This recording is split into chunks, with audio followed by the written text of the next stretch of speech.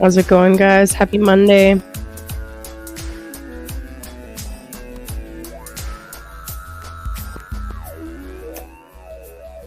Happy Moonday. Welcome to the stream. Yeah, Michelle. What's up, Michelle? I'm stoked you're able to catch it live. That's awesome.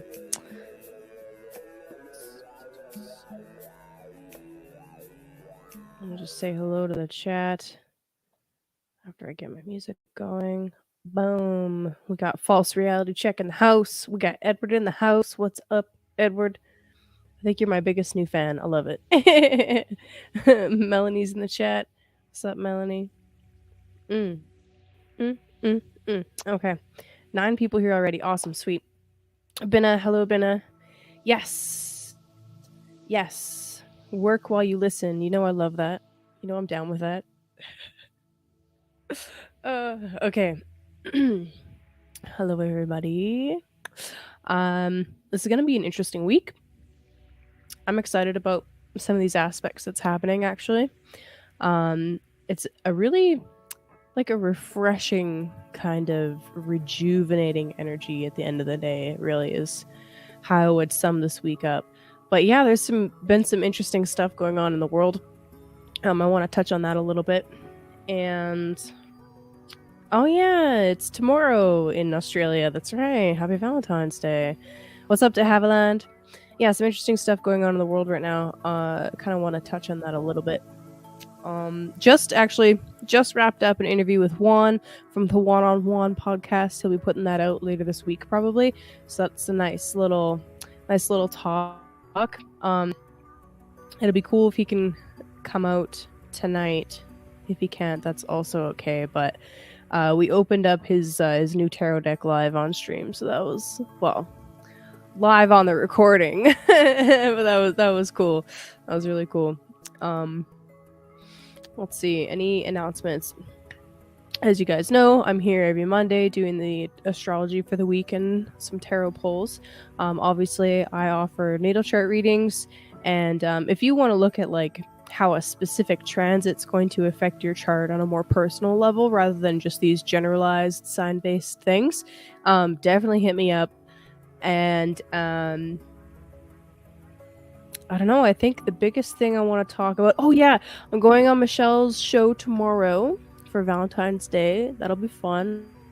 We might touch on love, but she's got a bunch of topics planned that mostly revolve around very Saturnian themes, so that's kind of funny to me.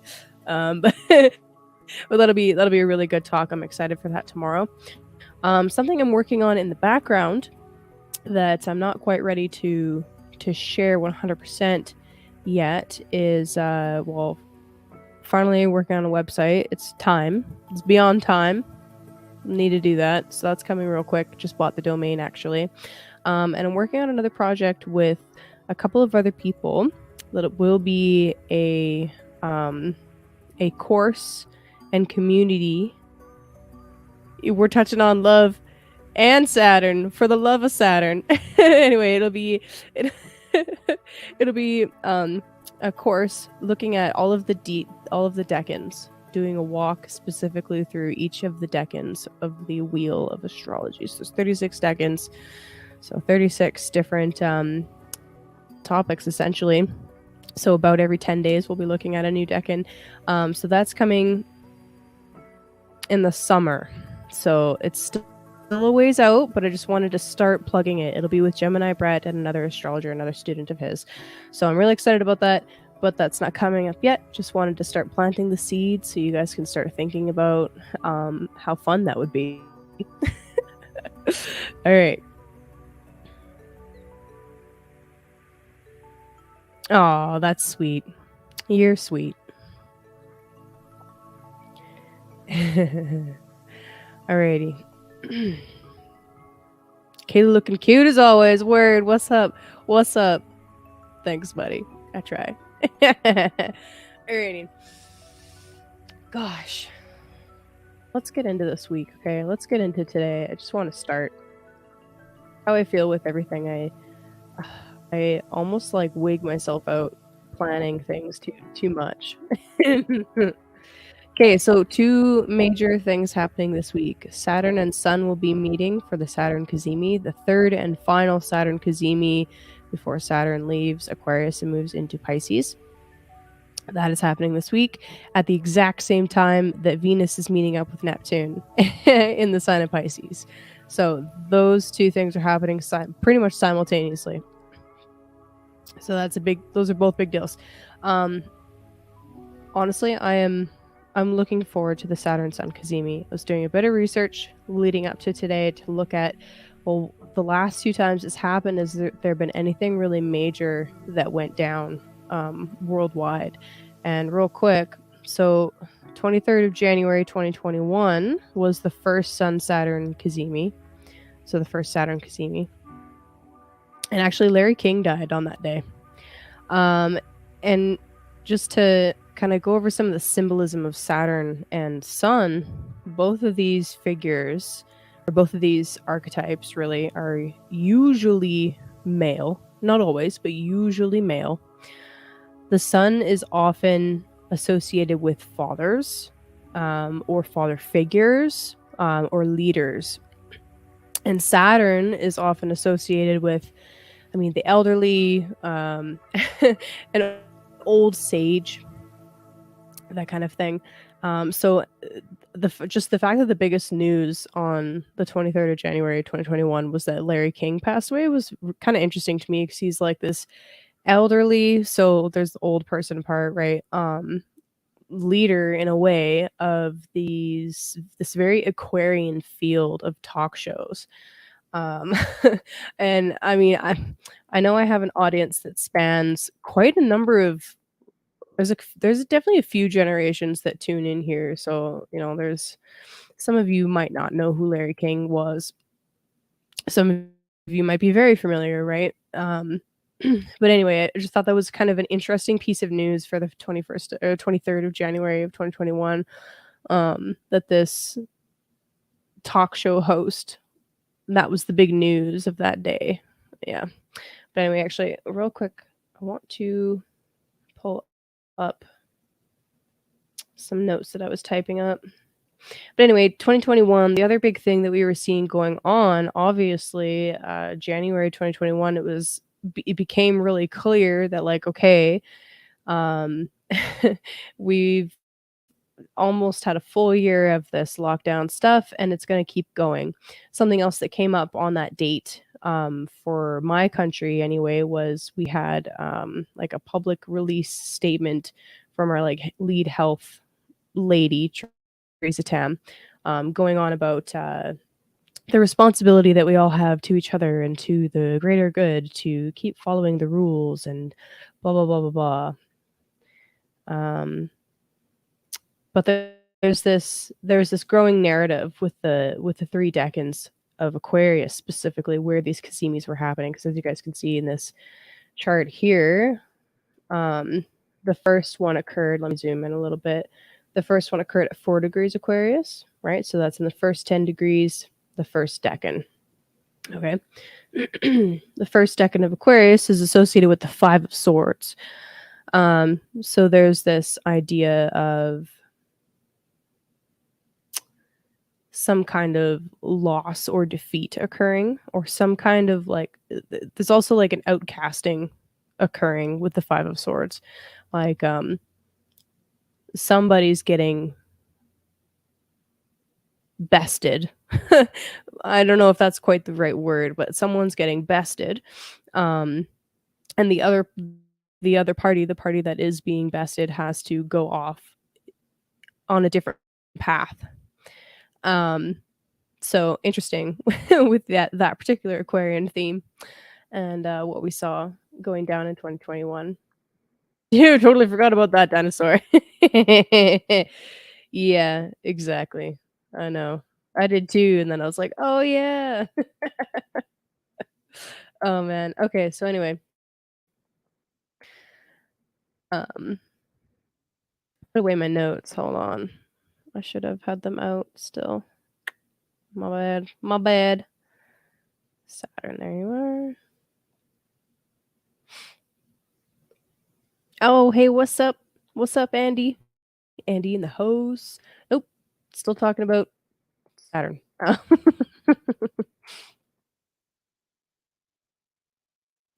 Unless you're referring to me talking about not having my notes, because that seems to happen a lot. Okay, so anyway, that was the first Saturn Sun Cazimi this go around for Saturn and Aquarius. All right. So next one occurred 4th of February 2022. So 4th of February 2022 happened at 15 degrees Aquarius.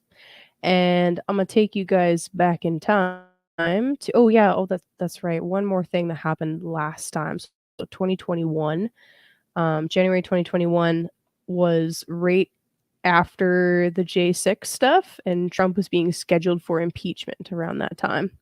So that's essentially them working to them being like the opposing government figures working to end the leadership and the future leadership of an individual. So interesting. So anyway, that's the last couple times. Then we're here 2022. So February 4th, 2022, let me take you back in time real quick, okay? Last year at this time, Canada had one of the largest protests that we have ever had, ever. It went for 3 freaking weeks, okay? I'm talking about the trucker convoy. So it began before this conjunction occurred, right? It actually began January 27th, 26th or so. Vehicles began leaving different cities and driving across the country to Ottawa. Got to Ottawa, stayed. It was an incredible event, several week-long event of people coming together in support of this movement that was actually grassroots and spontaneous, and, ended up being this, like, inspiration for so many other countries to start doing their own kind of, like, convoy related things.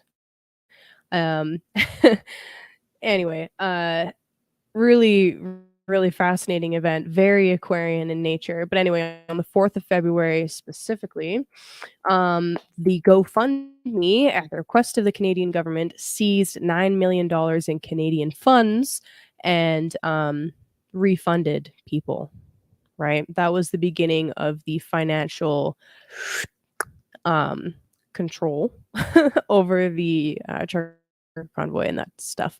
Also, a piece of news from the same event and from the same date, hotels in Ottawa were instructed by the government not to rent out any more rooms because the government of Canada was renting them all out in order to stop people from going back down into Ottawa again. So that's crazy. So so we see this kinda unfolding story of like, okay, there's these the continued restrictions and, some kind of some figure does in fact pass away, which is an interesting Sun Saturn kinda significator, but anyway, and the beginning of, like, punishing people that, are dissenting essentially. And then second decan rolls out. Second decan is the 6 of swords. It's considered to be in some decks it's called the word science, or what is it in the other deck? Science in the Thoth deck, or earned success in the Hermetic Golden Dawn deck. But anyway, it's about perfecting some formula. And it's kind of like we see a pendulum swing going on with it. So it's like the beginning of control, pushback, and then the inevitable pendulum swing of the reaction to the pushback happened in February 4th. This conjunction happening. I know so much did happen. It was crazy. What's up, Jake? So this conjunction coming up will be at the 27th degree of Aquarius, and that's on the 16th of February. Okay, so that's this week. It's in 3 days. Um, I wouldn't be surprised to see. Okay, so in terms of cards, okay, let's start there. In terms of cards, this is the 7 of Swords. The 7 of Swords is often seen as, well, sometimes it's seen as like some kind of treacherous thing goes down, or there's like some kind of theft or something like that. Or it's somebody getting away. Somebody getting away or somebody getting away with something, right? One or the other.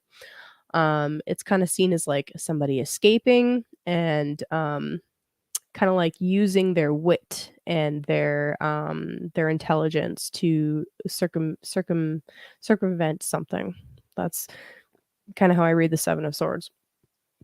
But anyway, so that's where this is happening. um it's interesting to me to see all of this stuff going down in the air right now. Real or fake doesn't really matter. It's symbolically important. We also see Aquarius is now in uh, Aquarius. Mercury is now in Aquarius as well. So we're thinking and talking about the Aquarian subject, right? Aliens, chatbots, AI, all of that stuff, science in general. So anyway, I wouldn't be surprised to see just the next phase or the next unfoldment or the next unfolding or the continued unfolding, trying to work with my grammar here, sorry. Um, the continued unfolding of this series of events that we're seeing play out of, control, and pushback, right? So, yeah, that's my initial thoughts on this particular conjunction. Some positive stuff that I wanna talk about with Sun Saturn specifically. Let me bring this back up. Excuse me.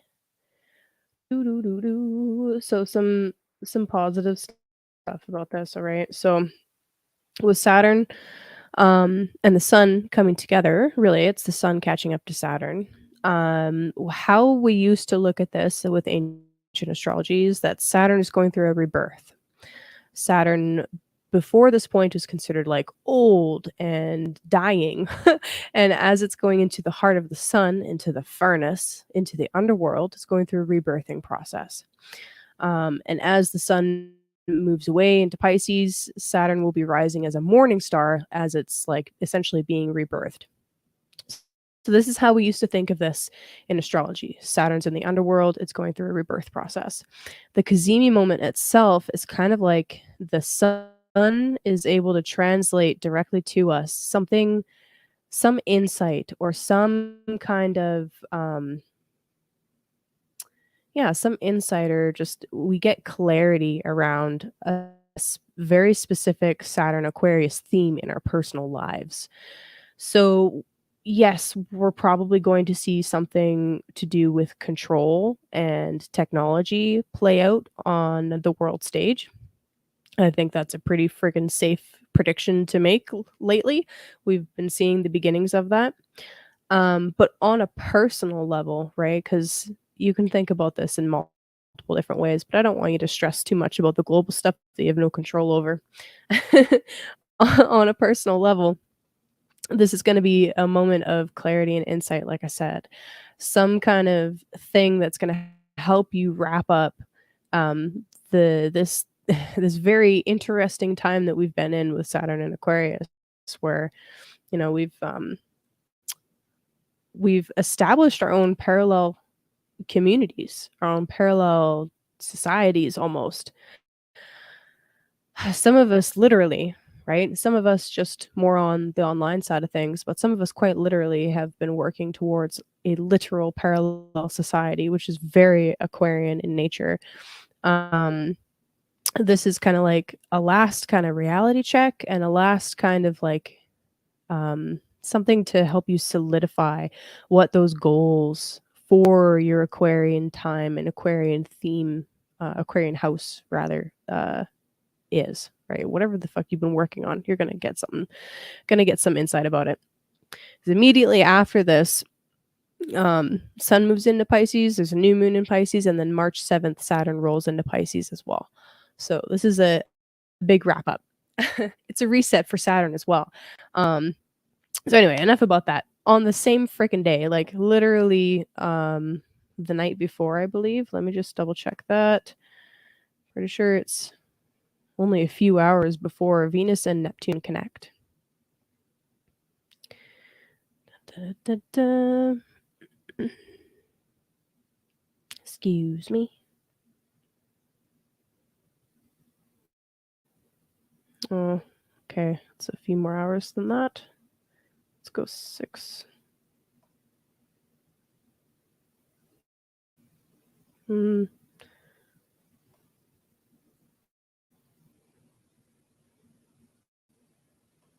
All right. Early Wednesday. So anyway, you're going to be feeling this all week, regardless of what the exact conjunction. But Venus meeting up with Neptune. Honestly, this is a. It's like a saving. It's a saving grace, really. It is a highly creative and spiritual and beautiful energy, and I think that we should focus on as much as possible how we can work with that in a positive way. And obviously the usual stuff, right? Like avoid excess escapism. But at the same time, maybe you need a little bit of an escape at this time. Maybe you need to dive into literally or figuratively into a project or a hobby or something that brings you joy, something that helps you feel connected, something that helps you feel soothed, right? Um, really enjoy this energy. And if you are a creative individual, like as far as like artistry goes, whether it's music, whether it's poetry, whether it's painting or sculpting or carving or dyeing or sewing or trying to think of as many tactile arts as I can, engage with that, right? It could be media as well too. Um, so yeah, work with this energy as much as you can and really soak up as much of this Venus and Pisces energy as is possible. Because as soon as that's done, Venus doesn't stay in Pisces for very long before she dives into Aries, where she struggles quite a bit. So enjoy the Pisces energy. Um, it is going to be all right. And you know what? I was thinking about this um, the other night. Sometimes I just need somebody to tell me that it's going to be okay. Even if things are shit. Sometimes I just need somebody to say, you know what, Kaylee, it's going to be okay. So this is me saying it for you. It's going to be okay.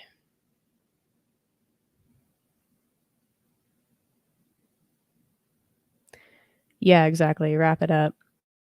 And I mean,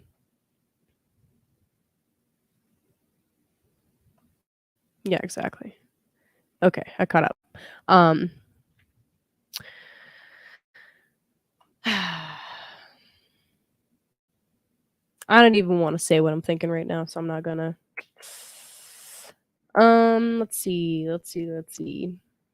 So yeah, that's the two main energies playing out this week. The Sun Saturn wrap up of Aquarius, the Saturn and Aquarius era. And then the Venusian Neptunian nebulousness. Um those are the main big things popping off before Pisces season begins. And of course, Pisces starts on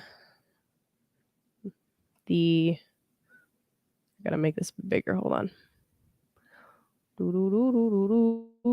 It's crazy actually how this happens. I'm gonna show you guys. I'm gonna show you.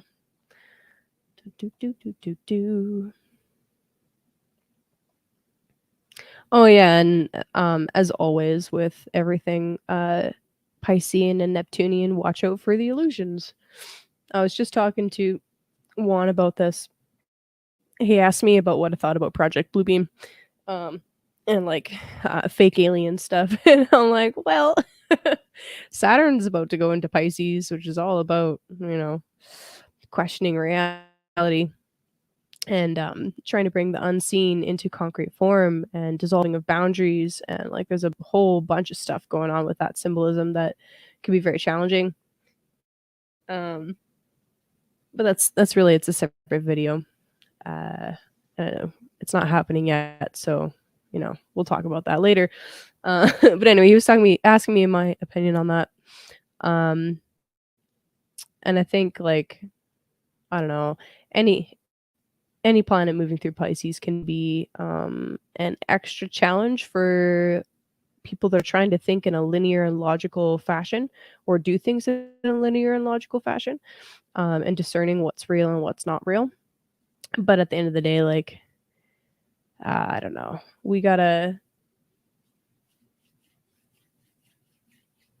Juan said something, okay, that really made me think.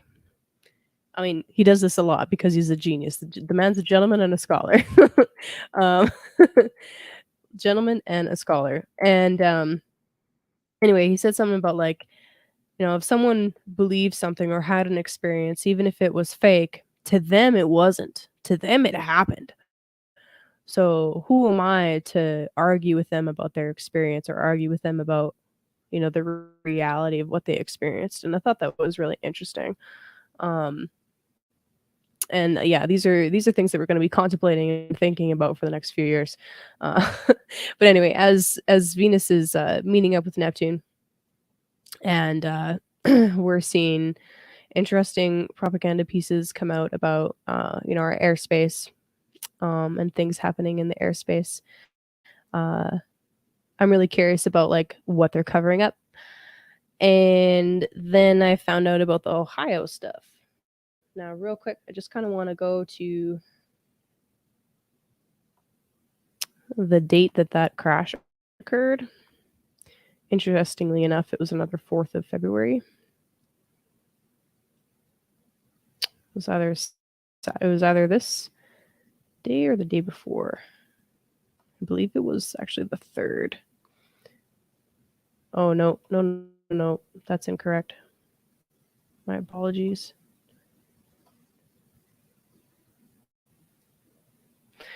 So Yeah, it was the 10th. So the Ohio train derailment, by the way, occurred right as and right after Mercury joined with Pluto at the last degrees of Capricorn. So that's kind of crazy. Uh, what do I think about that? Well, with trains, right? So the first thing I look for in the chart when we're talking about transportation, especially transportation of like things that are going to be sold, that's a Mercury thing. Both the transportation and the what's it called? The mercantile aspect of it. It's Mercury, Mercury, Mercury, Mercury. And Mercury just conjuncted with Pluto, which is in some aspects can be toxic stuff that needs to be composted or gotten rid of in some way, right? Eliminated, basically. Stuff that needs to be eliminated, gotten rid of. Anyway, this derailment occurred, and the response to it is fascinating.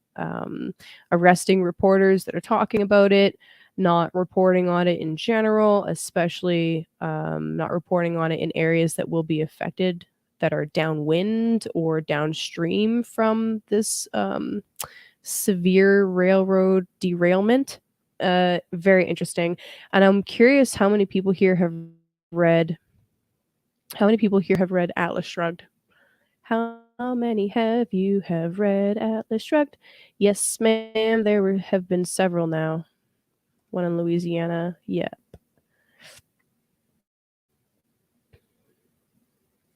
What's up, J-Lo?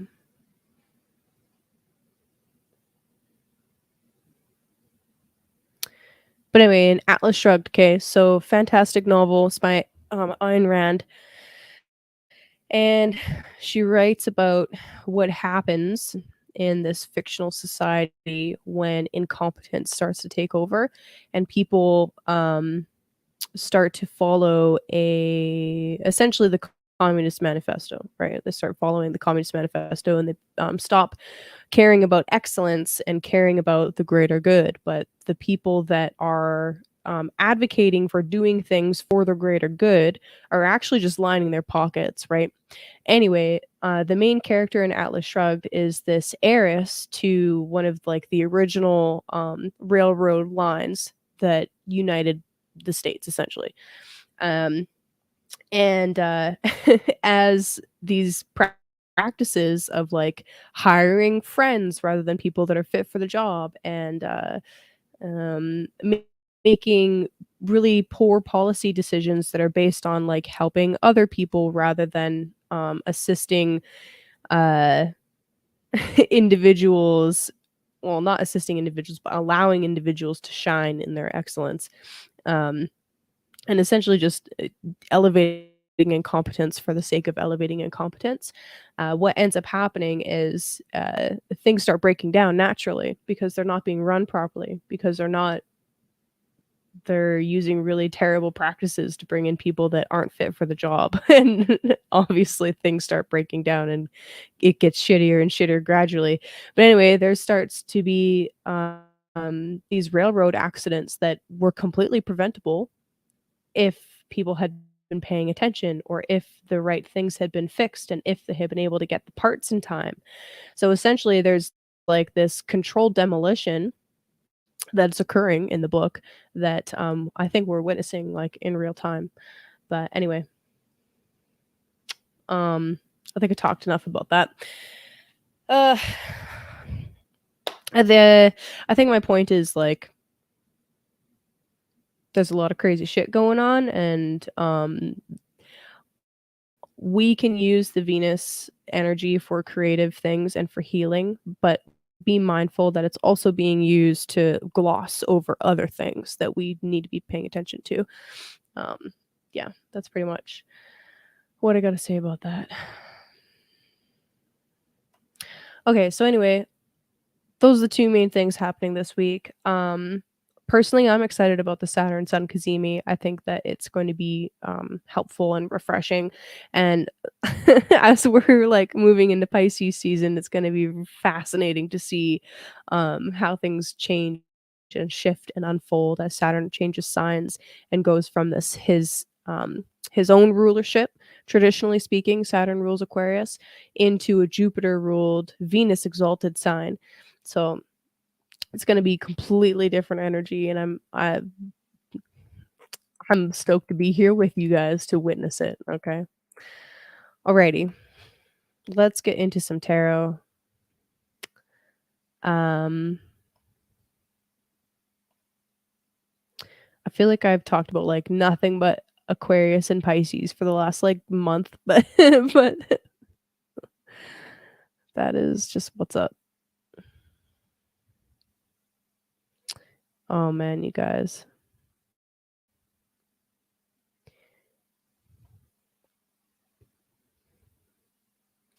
Just checking real quick, making sure I'm not missing anything. Should we start with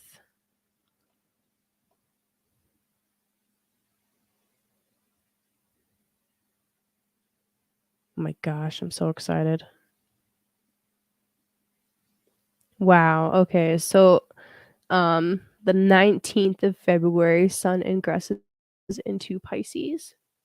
19th of February being, like, North American time, so it'll be the 20th for, Australia and, Far East, Europe, etcetera.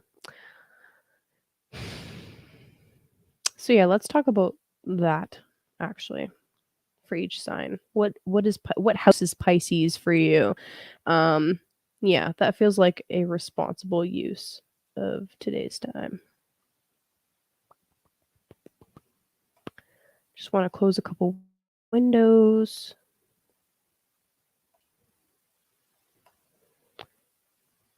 Getting this set up properly for you guys. I want true nodes. Boom. Let's go. Go backwards. I always go backwards, Andy. You mean backwards for me? That would be going forwards. I can't do that.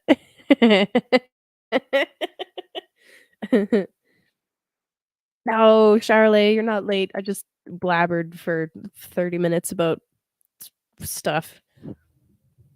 You're not late. You're just on time. A wizard is never late. He arrives precisely when he means to. Yeah, should I start with Aries? Just to fuck with everybody? Oh my god. I'm gonna be so confused. I could do that. I could start with Aries. That's boring.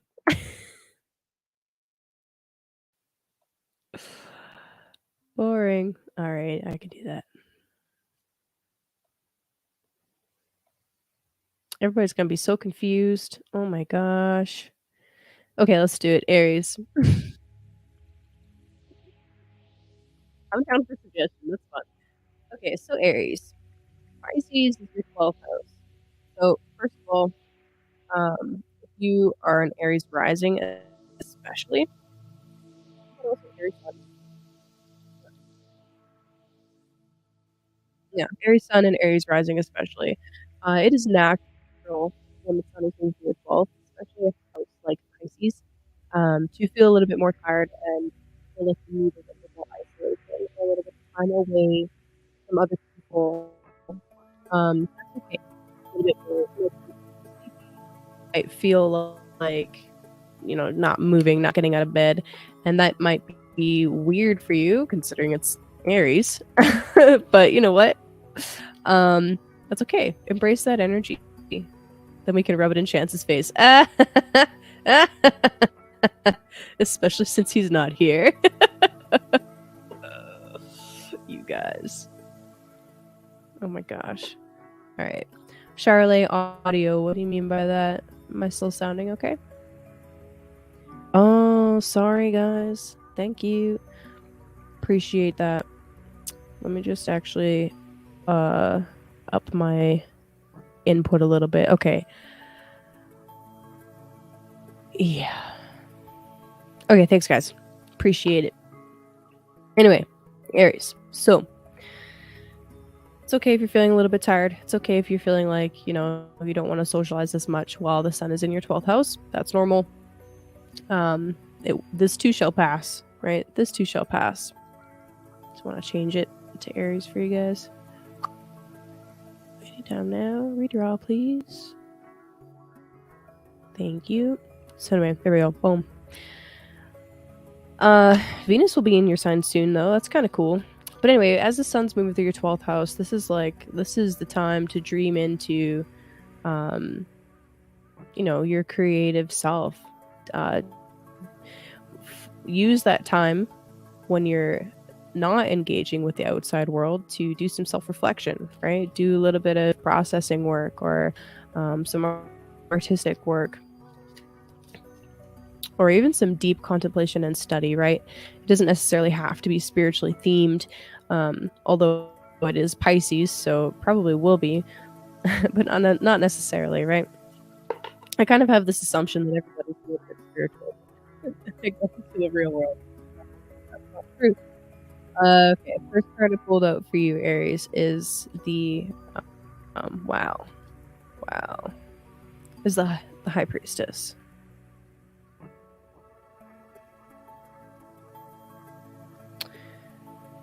So there we are, High Priestess. Hello, Miss Priestess. And then the Queen of Cups comes out. And the Queen of Swords comes out.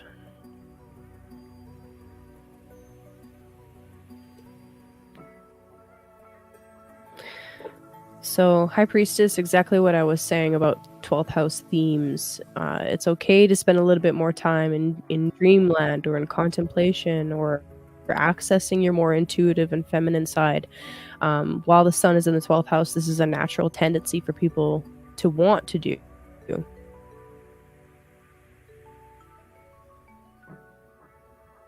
Yes, ma'am. Every moment. The other thing we see here with these two queens, this is kind of interesting. With the High Priestess, we have a 2, right? It's the second major arcana card. And then we have 2 queens come out. Fun. I'm actually seeing this as you, the Queen of Cups, wanting to or being able to access some deeper emotional parts of yourself. And I love that this Queen of Cups has the cup covered. She's very protective, right? That's the energy that I get from that. She's protective, she's nurturing, but she's keeping it to herself. So there's something that you're doing, actually. The High Priestess can be keeping secrets as well. Keeping secrets in a protective fashion. But anyway, keeping secrets. Keeping something hidden, something that you're working on in the background, and only saying and only speaking about what's ready to be spoken about. This chick has a badass throne. That is so cool. Check it out. The wings in the stone on the throne are right at her back. That's so badass. This is such a cool deck. Anyway, Aries, I see you being very precise and to the point when it comes to what you are willing and what you want to share, right? It's like, okay, there's lots of stuff that I've got going on, but I need to protect my energy and I need to protect my space, almost. You know what I mean? Spot on, but I'll never sell. You're hilarious. This deck is the Golden Art Nuevo Tarot. The artwork is by... oh my gosh, it doesn't have the artist's name on here. There it is. Giulia F. Massaglia. So sorry. Beautiful deck. Okay, but anyway, Aries. I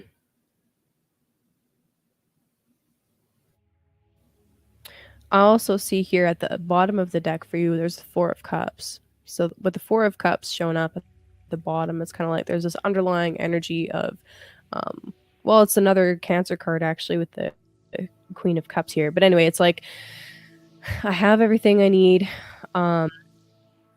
and you're almost, like, in this, like, cocoon energy. I don't know where that's coming from, but whatever. You're in, like, this cocoon energy of, like, you have everything that you need right now, um, almost to the point of, excessive excessively you have stuff that, you don't it's like all of your needs are being met almost to the point of, like, you're fucking bored. Uh, you're at the point now where there's going to be some kinda shakeup. What that's gonna be, I don't know. I mean, sun going through the 12th house can inspire lots of different things to happen, but, um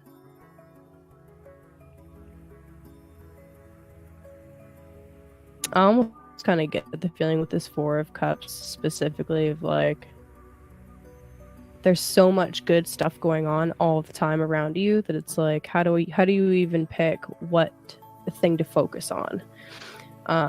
But that's kinda where I see, like, you needing to be really selective and really, like, yeah, just selective about what you're paying attention to and what you're choosing to speak about. Okay, anyway.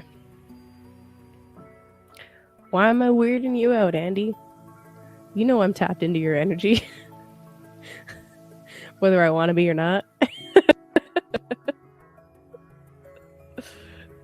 Just kidding, I love you.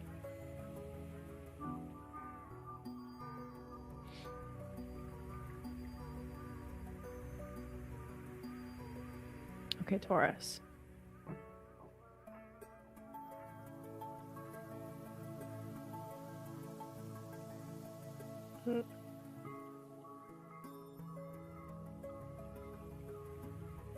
This is so weird going forward instead of backwards. It's messing with my brain. Okay, for you, Taurus, Pisces rules your 11th house. This is the house of your long-term goals, hopes, dreams, promotions, rewards, your large social groups, any kind of the big groups that you belong to. So the sun moving through your 11th house, I mean, this can actually be really helpful if you want to expand your social influence, right? Like sun shines a spotlight. So if you want to, like, make yourself more of a host for things, different events, if you want to start putting in even more efforts into, well, I mean, sun in Aquarius was the time to really put efforts into your career. So if you paid attention to that and you were working really hard while sun was in an Aquarius, you could see some nice fruition of some goals, some kind of, like, reward or gift coming to you now while sun's moving through Pisces. So that's kind of cool. This is also just really helping you highlight, like, hey, what is the long-term game here, right? And this will be an important thing to start contemplating before Saturn moves here, right? Saturn will really have you focusing on that long-term goal. So anyway.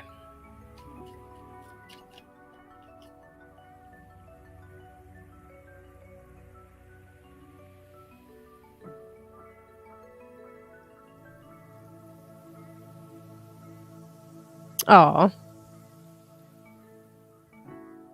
Tell him he's a beautiful man.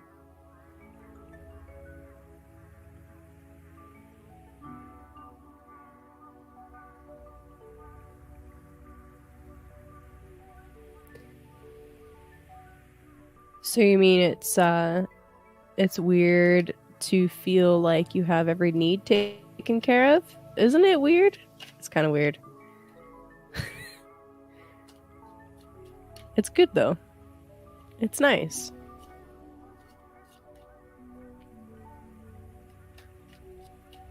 It's nice, like, I don't know, I view it as a beautiful opportunity to recharge your batteries, right? To just prepare for anything else that might come your way and actually enjoy things. But as you guys know, the nature of duality, the opposite experience makes the nice experiences all the more sweeter, right? So anyway, back to Taurus. It's Taurus, 11th house. This is exciting. I don't know. I like 11th house stuff. Okay, Taurus, Taurus, Taurus.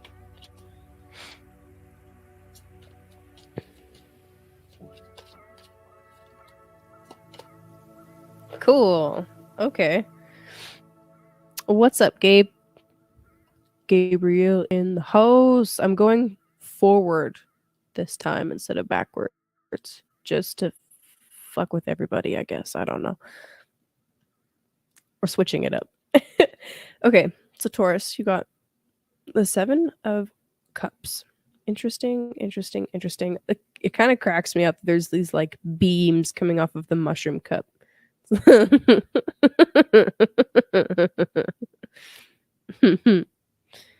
funny to me.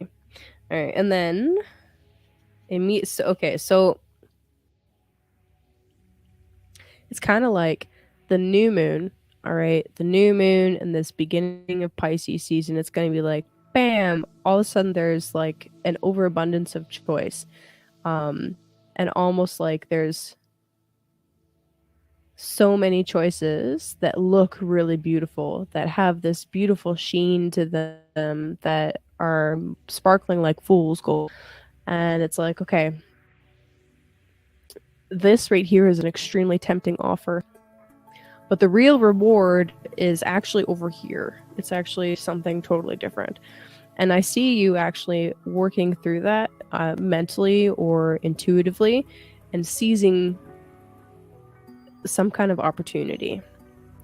So what I see for you, Taurus, is a beautiful opportunity, some kind of reward or promotion coming that's like inspiring to you. It's inspiring and it's uplifting, and it's going to send you on a whole new journey that I don't think you're quite prepared for, but that's okay.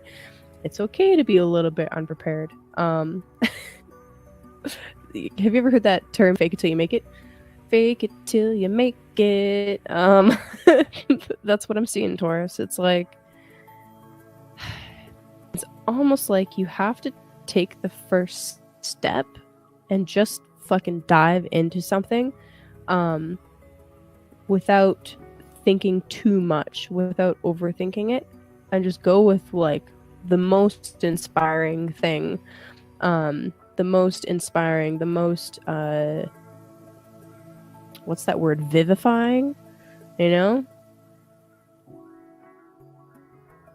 thing.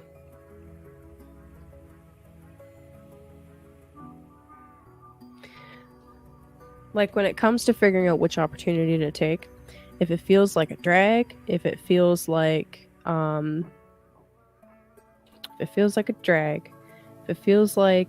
not like it's too much work, right? Because I'll never tell you to not do work.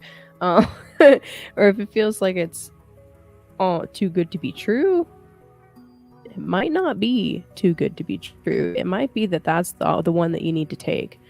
But it's like, once you do make that decision, you're going to know exactly in your body that that was the right choice to make.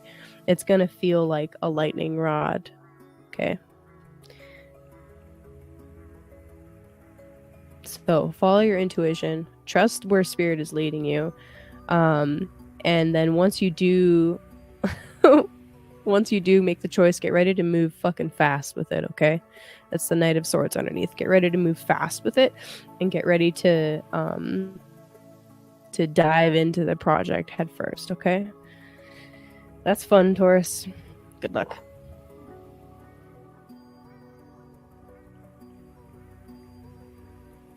What's up, Crypto Tales?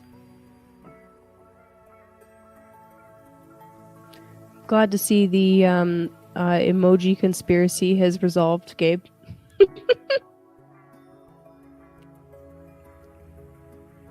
It's hilarious. Gemini.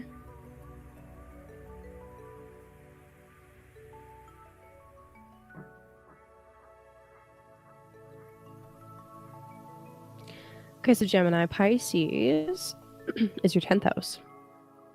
This is the house of your career, your obligations to society, how people perceive you, the role that you have to play on the world stage can be seen from Pisces. Authority figures also. But anyway, sun moving into Pisces, and then the new moon there. This is really beginning a phase for you of focusing on your career a little bit more. Venus has been here sweetening things up for you, so that's really lovely. But anyway, sun specifically transiting the 10th house is like you have an opportunity to step into the role of being a leader right now. So I hope that you take that. And yeah, that's what I gotta say about the astrology. So let's pull some cards. And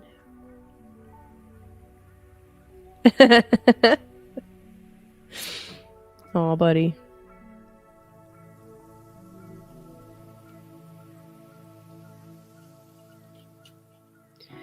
I cannot do readings for myself. I just can't. I need help.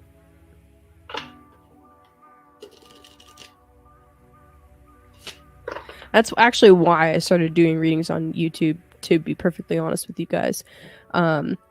I was trying to do them for myself, and it's like, okay, I can interpret the cards, but it doesn't make sense. Like, it just doesn't make sense for me. It just doesn't. Until I started doing them for other people. It's like, if I was focused too much on myself, it just wasn't logical. But as soon as I started focusing on doing it for other people, all of a sudden it started falling in place and making sense. And then I would listen, I'd like hear myself give a reading and be like, oh, that makes so much sense. Oh my God, I get it.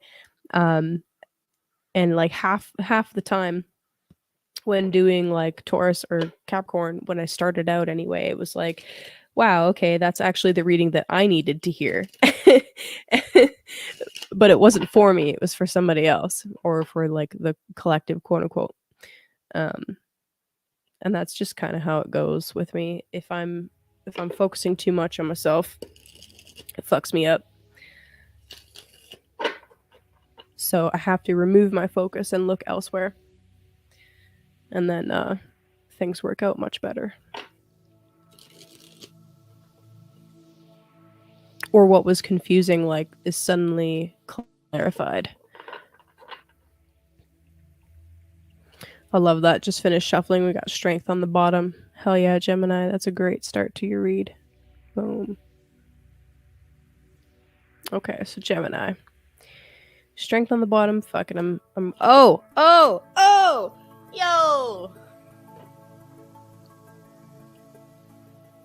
Ace of Pentacles. Queen of Pentacles. Boom. And the Sun card? What?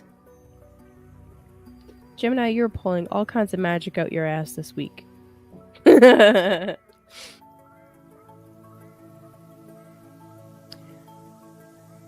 enough.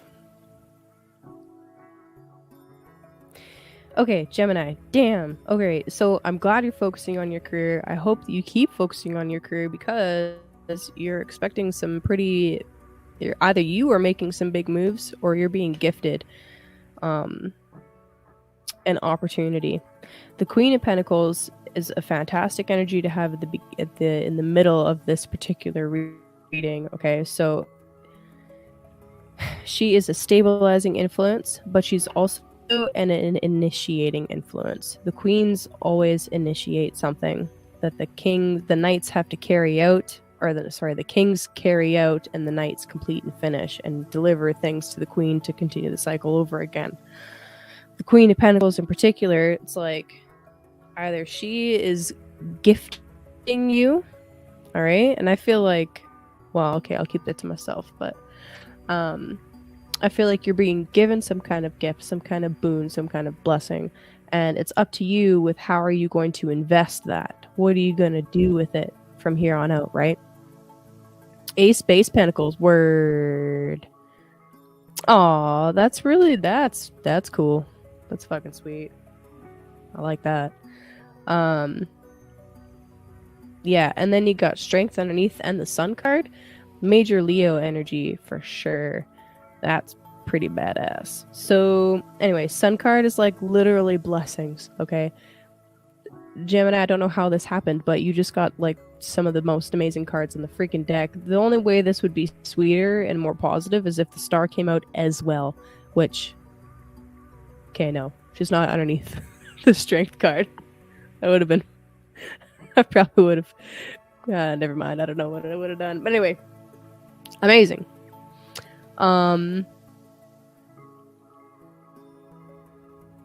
What is a W-2? Is that a form? Is that like a tax-related form or something like that?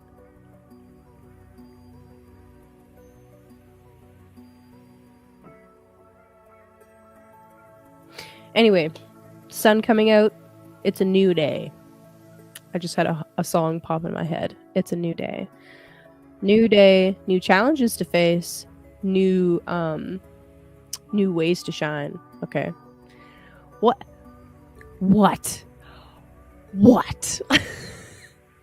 Okay, it's a tax form. Got it. Thanks, buddy. I'm like, I don't get what the fuck. What is that?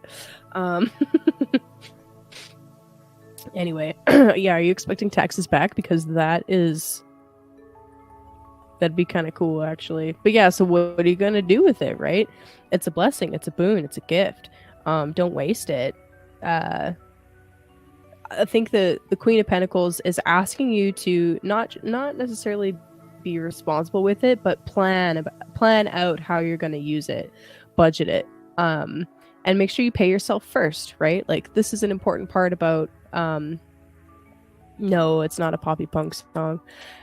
This is an important part of finance that I'm still trying to wrap my mind around, where you have to pay yourself and pay your savings first, and then budget around the rest of that. This is how you get ahead. This is how you get an emergency savings account. This is how the rich people do it. They don't pay everything else first. They pay themselves first. Queen of Pentacles wants you to do that with this, okay? And blessings and new life force is bound to flow from it. Seriously, beautiful, beautiful, beautiful, beautiful, beautiful cards. I love it. Excellent.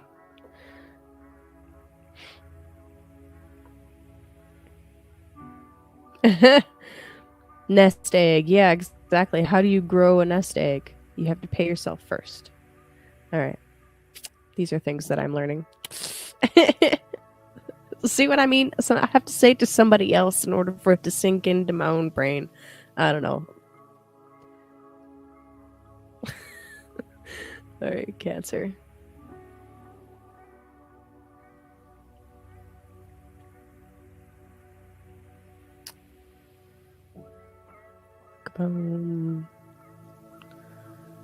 Cancer. So Pisces is your 9th house. The 9th house is the house that you study or worship in, right? It's a university or a temple. It's all about your belief structures, and it is about the teachers that help form and shape those beliefs that you meet along the way. It's also about if you want to become a teacher, if you want to put something out to the world, the 9th house can be about that as well. So really, as the sun is moving here, and as we're having this new moon next week, which I can go more in depth about next week when we get there, but essentially for now, just think about like the sun. By the way, the sun rejoices in the 9th house. So for all Cancer rising specifically, sun is in its house of rejoicing. In Pisces, it's a very dreamy sign. This is also a house of divination, okay? So if you wanted to practice some divination specifically and work with divination tools, Cancer rising, this is a fantastic time to do so.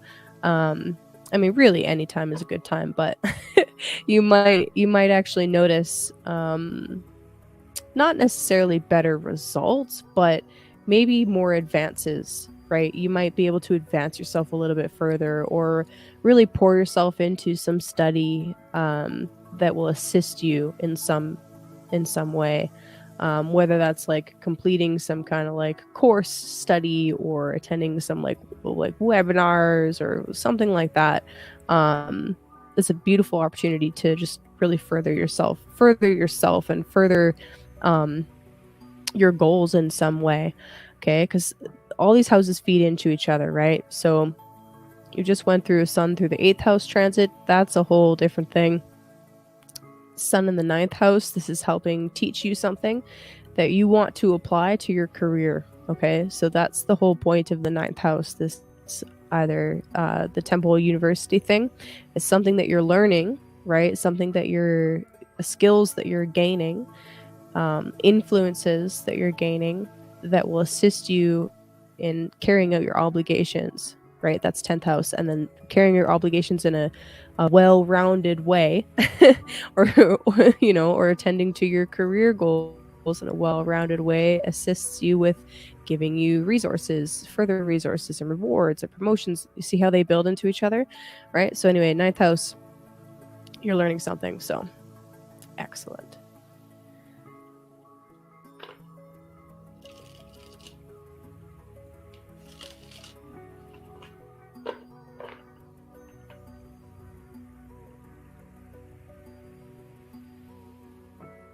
Word. Yeah, Michelle, yes. I forgot you were a gem rising. That's right. Cool. Cool.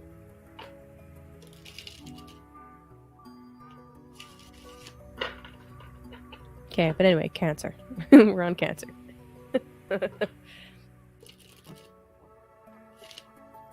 Whoa. These are slippery.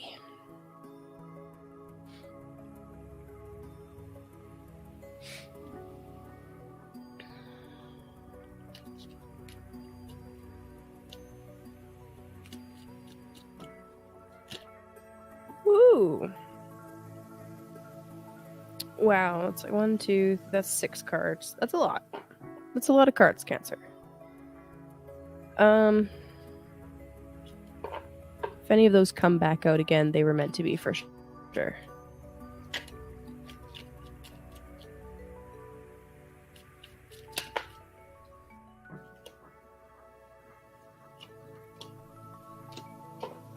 Cool. Okay. Yeah. So you're definitely learning something that's assisting you with your legacy. Okay. We got the 10 of coins, the 8 discs, coins, pentacles, and the hanged man.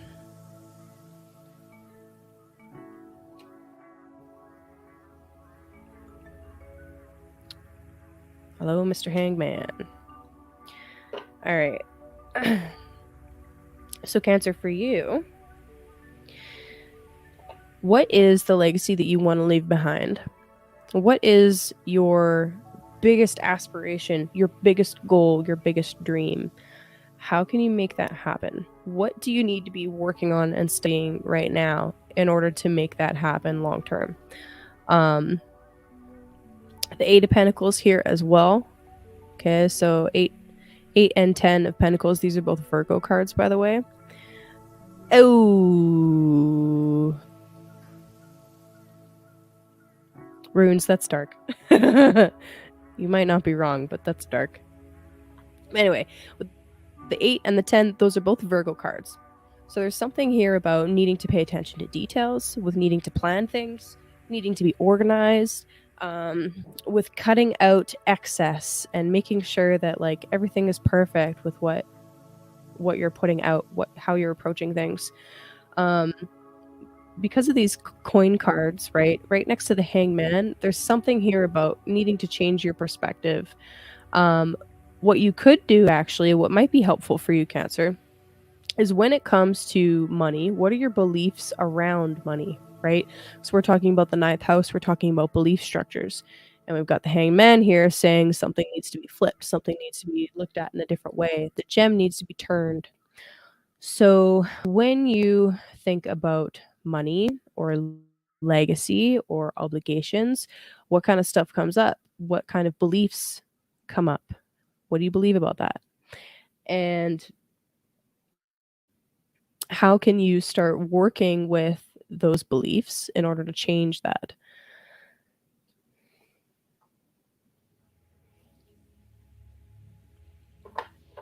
It's weird that we've got lots of money stuff coming up.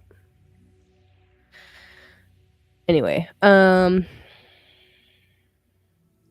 other thing I see here is like it's like you are ready to put out something, ready to present it, but there's a little bit more work that needs to be done in the background. A little bit more um attention to detail has to be made, and it's kind of like there's a like somebody's hitting the pause button kind of. Somebody's hitting the pause button, asking you to wait or asking you to slow down a little bit. That could be a frustrating experience, especially if you felt like you were ready to go. Now it's like, wait, hold on a minute, not quite ready. But I kind of see like you working through this, especially if you're really working with your belief structures at the same time, or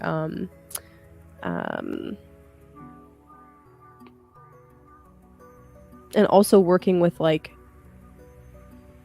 do you actually have faith, right? Pisces is all about faith. The hangman coming out, do you have faith that when things are turned around that they will come back again? Do you have faith that this too shall pass? Yeah, just some things to contemplate for you. Underneath the deck, we have the Six of Wands. This is victory, my friends. This is Middle Deacon Leo. That is a great victory. So work through this stuff. Bring in aspects of spirituality and the deeper psychological work, and you're guaranteed a victory. All right, underneath the deck, big victory. So yeah, that's what I got for you, Cancer.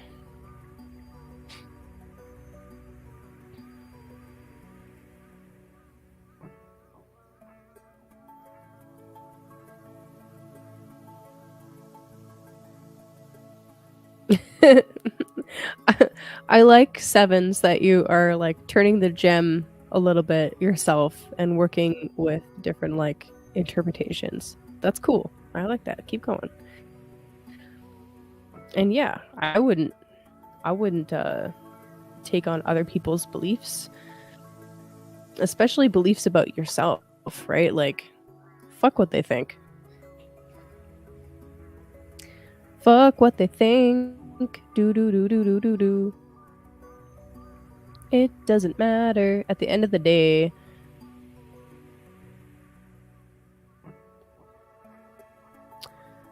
Okay, so here's something I learned while working towards my journeyman in welding. Every single day, you should try to do your absolute best. Even if it is a throwaway project and no one's going to see that particular part of whatever you're working on, even if it's going to be hidden, even if it's going to be painted, or even if it's going to be covered with cement, it doesn't matter. Practice perfection.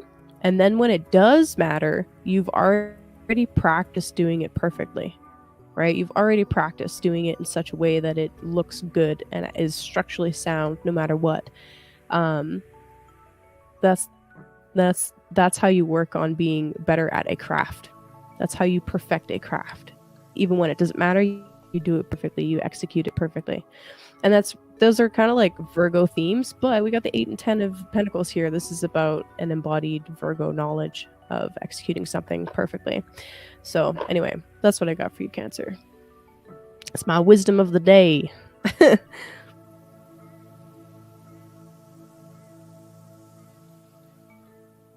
And I mean, at the end of the day, you know if you did a good job or not, right?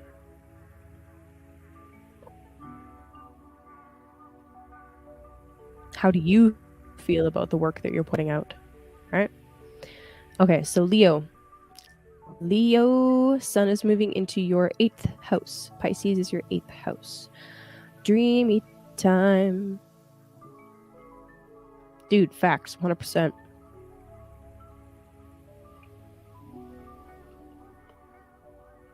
There's nothing that you do that doesn't matter.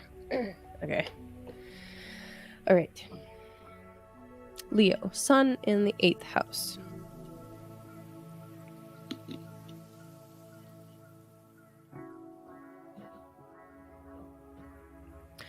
Eighth house carries themes of rebirth. Eighth house carries themes of other people's resources. You guys have heard me talk about this.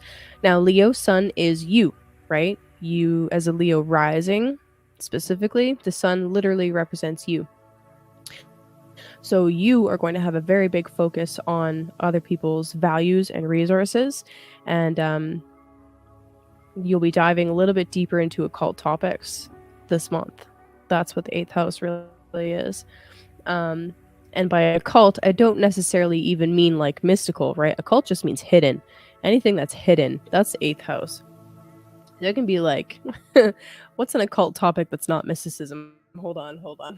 Now I have to think of an example.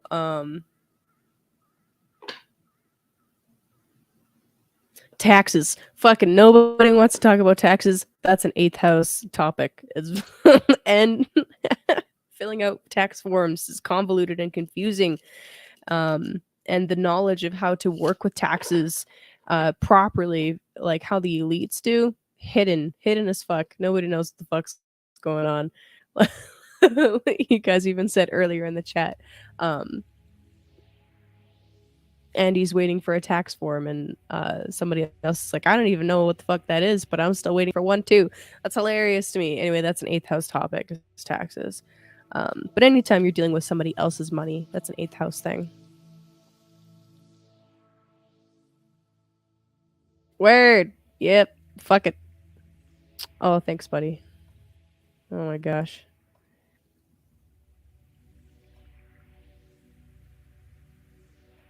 All right. So anyway, 8th house subjects are on your mind, and what you'll be paying attention to for a little bit.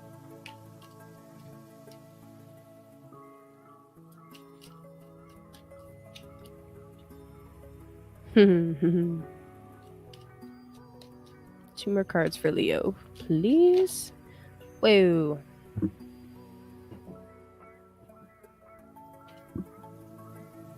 Four of Cups again. Interesting.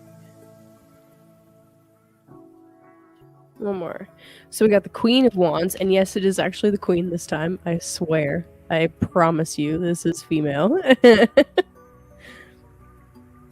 a little cat. She has a really nice dress, actually. Queen of Wands.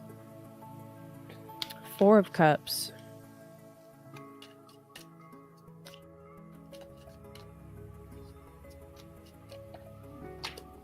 And the Page of Pentacles. Not Knight.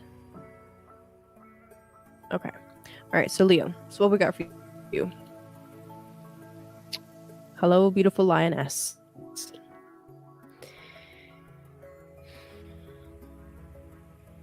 I like that we're coming out with this fiery Aries queen, actually. So, Queen of Wands. This is you stepping into a leadership role. Leo stepping into leadership. Haha, hilarious. So fucking funny. My apologies, Leo. You never stepped out of the leadership role. Let me correct that.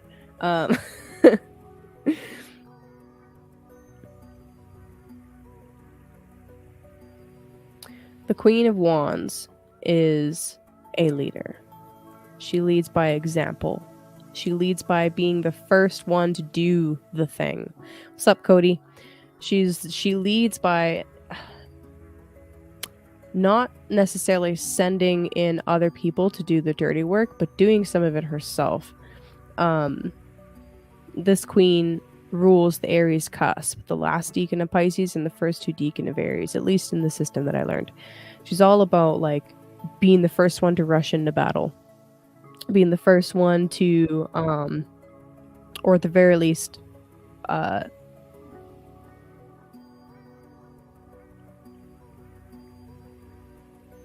She's ambitious. She wants to build something. So what are you building, Leo? We also have the Four of Cups and the Page of Pentacles. The Four of Cups coming in. This is the last decan of Cancer. This is all about finally feeling stable and satiated. Now, when you are satiated, that's a great place to be. It's awesome to have a full belly and to feel like, okay, I have everything taken care of on the physical level. What this card indicates to me is that, yes, everything is taken care of on the physical level. Now what's next? What's next? What's next? Well, now you're investing into something a little bit deeper, a little bit darker, a little bit more nebulous. It's time for a shakeup. You have the physical taken care of. Now you can work on the metaphysical or the spiritual. You have the physical taken care of. The relationships are taken care of. Everybody's taken care of, right? Everybody in your kingdom has what they need. That's the point where it's like, all right, what's the deeper knowledge? What's the deeper lore I can learn here? What's the deeper symbolism?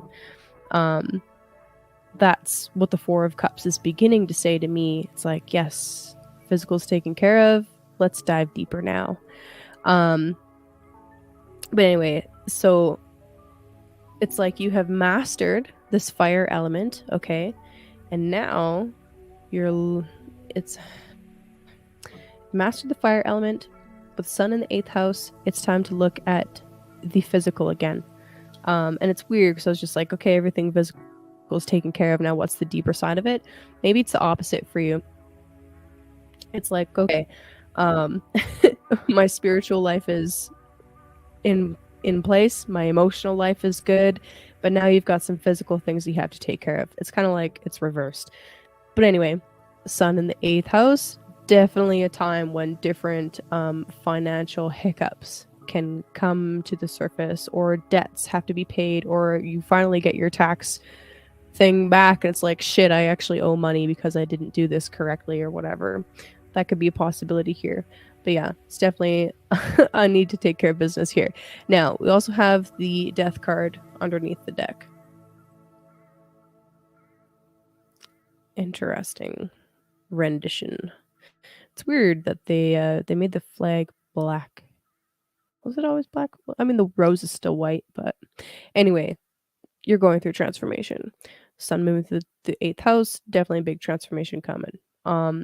I kind of feel like actually when it comes to managing other people's finances, or how you budget together with somebody, or how you share resources with somebody, you're a beginner in this area. And I think actually Saturn moving into Pisces next month is really going to illustrate to you exactly how much of a beginner you are in that area. And it's like, there's some big lessons coming. So do what you can now to prepare for that. And yeah, just get ready to level up, I guess, is what I would say. You like leveling up, right, Leo?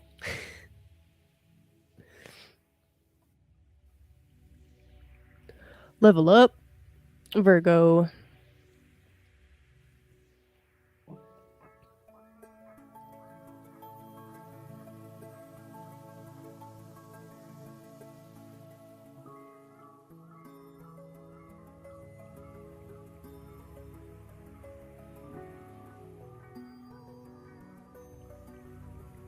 Ooh, computer's lagging. That's not good.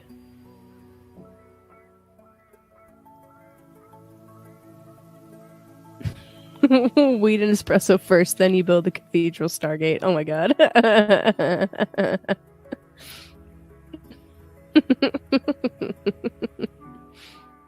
Yeah. Thank you. All right. So Virgo. Virgo. Pisces is your 7th house. This is the house of partnerships, of love, of marriage, of one-on-one intimate relationships, of business partnerships. Let's not forget that. With the sun moving here, this is really just an opportunity for you to focus a little bit more on the we rather than just the me. And that's fine. That's a good, it's always good to balance out these two houses, right? All of the angular houses is they pose challenges when there's more energy focused in one rather than the other. But perhaps you just need to focus a little bit more on, your partnerships with other people and just what you want that to look like, right? But that'll be a big topic for the next few years, actually, with Saturn moving through here as well. It's like Saturn moving through the 7th house is like a shit or get off the pot kind of energy. Commit and solidify, crystallize, or dissolve it. Aww, did he just poop? Because cats do that sometimes. I love it. Cats with zoomies are cute.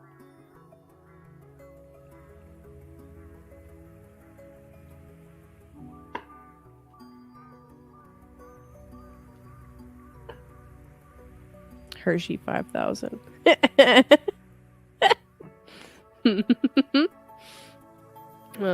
Okay. Virgo. Aw, the chickens pick on your cat. FRC, that's so sad. What? Leos don't love leveling up? Come on. Come on. All right, Virgo. Sorry. Get distracted.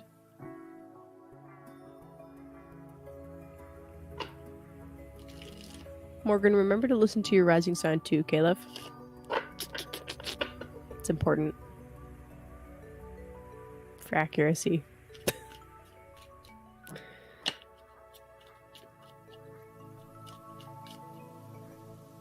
Luda.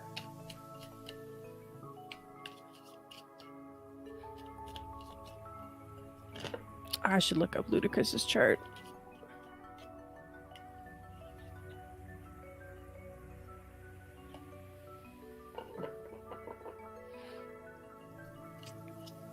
Okay, Virgo. Hold up.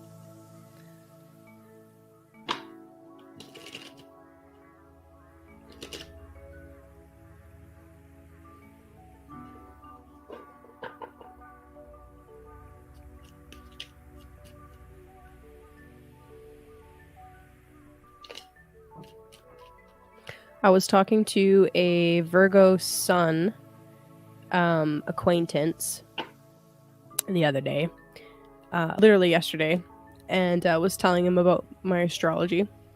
Dude, I would love to look at Ludacris' chart. That'd be epic. But anyway, and I didn't have my phone with me, but he's like, "Oh, give me a reading right now," and I'm like, "Fuck, okay, whatever." But couldn't bring his chart up, so all I could go by was his sun sign. But get this. The dude works in personal grooming. He literally works in personal grooming. I was like, that is the most Virgo thing I've ever heard in my entire life.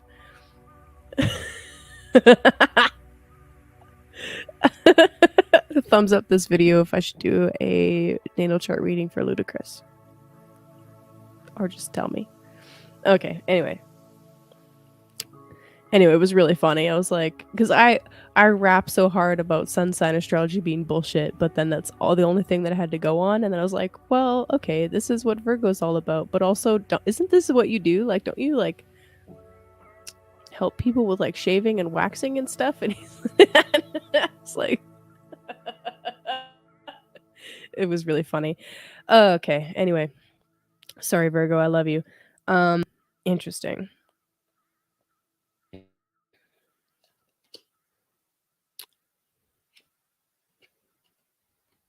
See you tomorrow, Michelle. Love you, girl. Next FRC episode, do Ludacris breakdown. Oh my god. Only if we have the birth time, okay? If we don't have a birth time, then I can't really. Well, I could do it, but it's better if I have the birth time. Okay, so anyway, sorry, Virgo. We got the 5 of Cups. Some kind of loss, some kind of grief, something heavy emotionally that you're dealing with. But from that loss, from processing that loss, immediately after, there's the seed of something new. This is the Page of Pentacles coming out again to say, what's up? it's like as things end, new things begin, right? Life feeds life. And then immediately after this Page of Pentacles, we have the Empress. Boom. Fertility, growth, beauty, abundance, attraction, magnetism. Virgo, as you're clearing out this old stagnant energy and cleaning out this old stagnant energy, you find something that reminds you of how opulent you really are, how regal and royal you really are, how beautiful you really are, right? Comes from the inside, right? Not from the outside. But cleaning the outside definitely helps you to be able to feel it, right? Oh, man. That's fucking so funny. Holy shit. That's cute. Oh my god, that's so funny. Oh my god. I love you, Virgo. Things like that. Things like taking care of the body in really simple ways. And you can make it like, you can make some of the most tiny acts that you do for yourself extremely luxurious and extremely elaborate, right? Like, it doesn't have to be like, oh, I'm just shaving my legs. Like, this could be a multi-step process, you know what I mean? And sometimes doing those things on the physical really help us feel it inside. And Virgo, you know this, but maybe you're helping teach your partner how to do this with a sun in the 7th house, right? Maybe you're doing something for somebody else that helps them feel loved and appreciated and like, oh my gosh, you actually understand. Or, you know, like, just make sure that you're not doing it in such a way that it's critical, right? I'm sure you can do that. And like, this could actually be like, as you're moving through some difficult emotions, just taking care of really simple little physical things can really help you process them and then come out afterwards feeling 10 times better. Oh,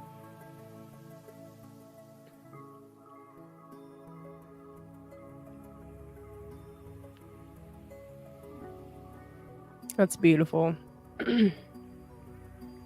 So anyway, what I'm also seeing here, Virgo, is at the bottom of the deck we've got the Two of Wands, or sorry, Swords. The Two of Swords. The Two of Swords is a card of Libra. It's Moon in Libra, and it's about needing to make some kind of decision, needing to go down a specific path, and maybe even needing to like back away from making a decision for a few minutes until you've taken care of some of the more physical things that are going on in your life right now. It's like, yeah, there's something that has these really heavy emotions involved, and it's kind of like, before you make that decision, you need to step back from it for a little bit, process, do some self-care. Ritualized self-care would be great. Maybe even helping somebody else move through some really difficult emotions, right? That's a first 7th house kind of thing, where you're working with counseling, or you're working with motivating somebody else, or, you know, any kind of one-on-one work. So thank you, Jake, for putting that down. But anyway, you're helping them feel like on top of the world, and you at the same time are feeling that way. So anyway, yeah, it's all about relationship right now, Virgo. So interesting.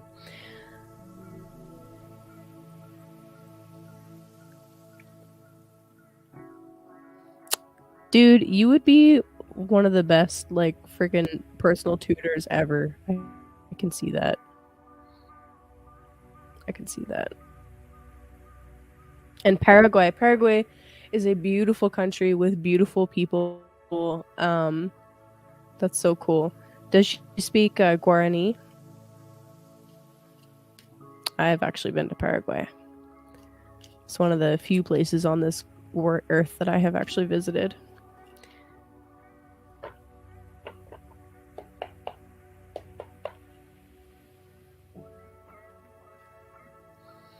All right, Libra.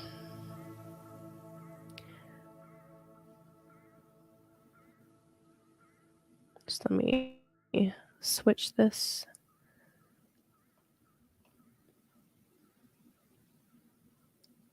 Psh, psh. I went to South America once. One time. Oh man.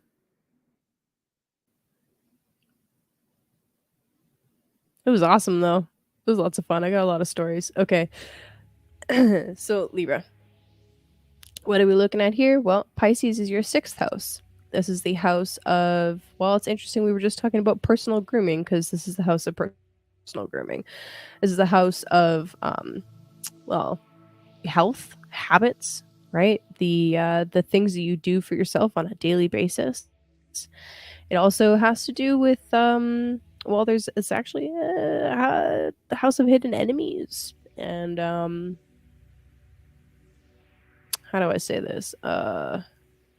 It's been associated with enslavement or like the things that you do that make you feel like a slave. So, real quick, ancient astrology is weird like that. Most of the time, or rather, all of the time, the only natal charts that were done were for kings, queens, nobility, emperors, right, leaders of countries. The 6th house is where they would see things like how they treat their slaves, and yeah. Anyway, so just a fun fact.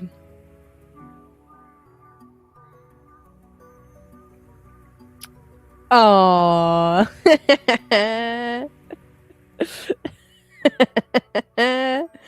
that's funny. No, addictions is more like 12th house, 8th house.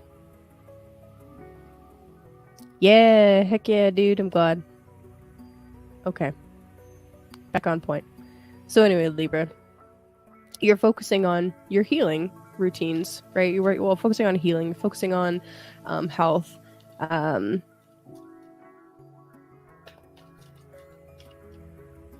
your work life, like your work life, right? Oftentimes with the 6th house, what we can see, if there's stuff going on here that sucks, which is a really, really broad way of saying it, but I don't want to get too specific and scare anybody. But like, if you have stuff that is challenging in the 6th house, by the way, first of all, the 6th house is a house that improves over time. So if there's stuff that is challenging here, it does get better over time as you work on it consciously. But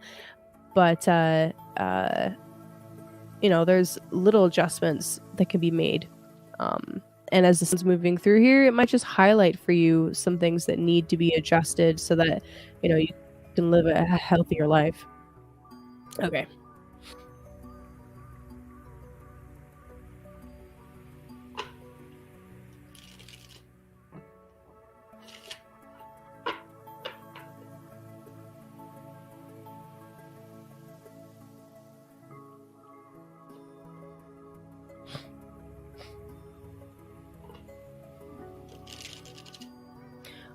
Some of the stonemasonry in Paraguay and Argentina, super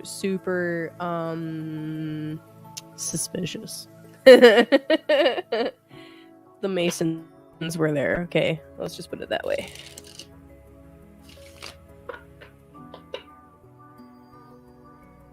All right.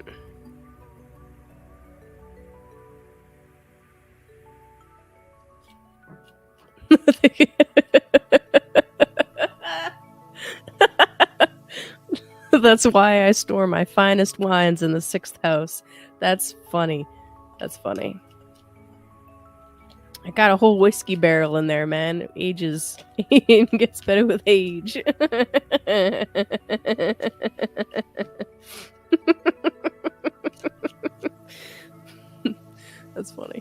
Okay, oh my gosh. Libra.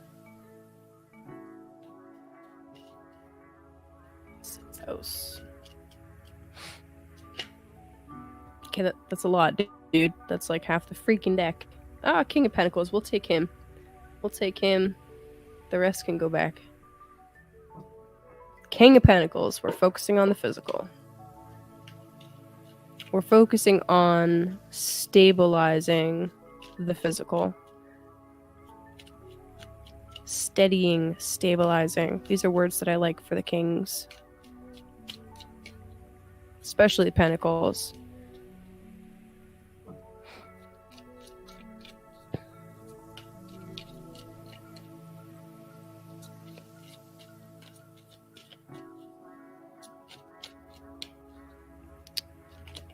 Oh, there they are.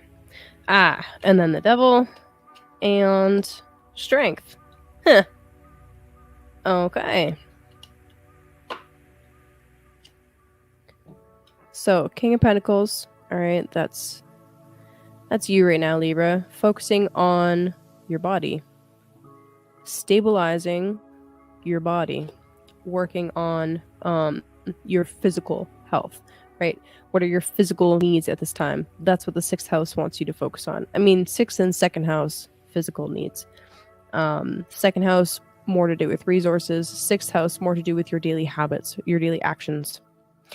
Anyway, the devil coming out in the middle of this spread is asking you to have more responsibility, take responsibility for something that's happening. I think it's also an omen about Saturn moving into the 6th house. You're really going to need to take full responsibility for your physical condition, for how you're feeling at all times, right? That's what Saturn's going to teach you. It's like, okay, if you've been ignoring anything to do with your health, or if you've been focusing too heavily on any one area of your chart, really, Saturn just kind of brings it to your attention, like, hey, you haven't been paying attention over here. So anyway, hopefully you've been paying attention. If not, there might be some interesting temptations that come up that it's just the sun's bringing them to your attention. Right. What have you, and actually interesting, since I mentioned the 6th house is like, it used to do with enslavement or feeling, or nowadays it's like the things that you do that enslave you. The 6th-12th axis speaks of addictions. So are you falling too far into temptation, right? Are you going too far into sweets, right? With Venus just moving through the 6th house, that's definitely a possibility. But anyway, the devil card coming out is asking you to take accountability, or to be accountable rather, and to step up your game, mature a little bit. And then you got Leo, or strength, or lust coming out. Beautiful card.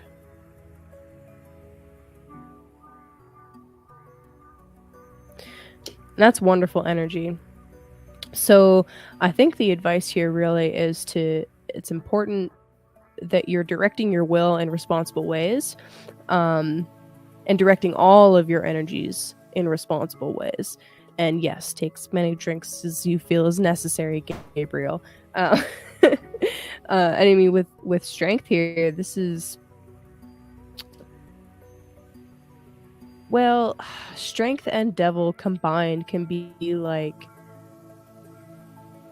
that could be a very potent sexual temptation, right? Like it's too much, like you're being pulled too much into it, and your own energies are being directed by not you. So be aware of that. I think that the King of Pentacles, because there's big themes of taking responsibility here, that's going to be kind of like the saving graces. Make sure that you're not deviating too much away from focusing on your own physical. Don't get distracted away from the bag, is what I'm trying to say. Okay. We were talking about Ludacris. Now I got rappers on the brain. I'm thinking about a Snoop Dogg song. don't get pulled away from your objectives, your goals, right? What is it that you want to accomplish with your life? And are you doing the things on a daily basis that are going to help you stay healthy? If not, then it's really important. There's a lot of sexual energy here that can be directed in a more responsible way. I'm trying to think of other words other than that one, but it's the best one that fits. So anyway, ton of energy here. It has the potential to be really beautiful.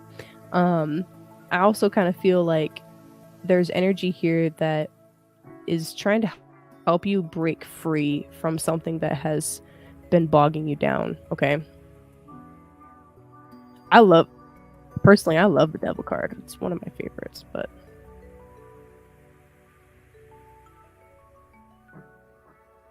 okay. I missed some shit.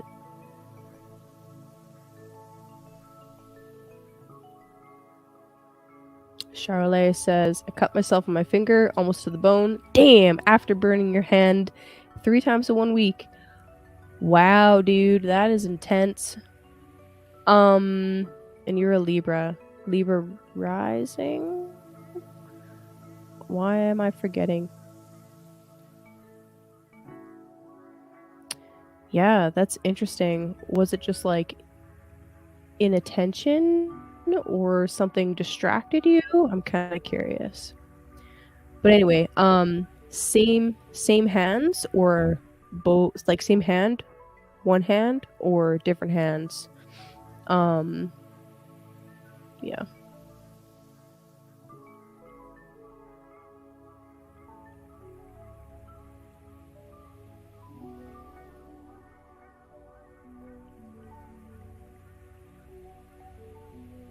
Oh my god, runes. No. Shush.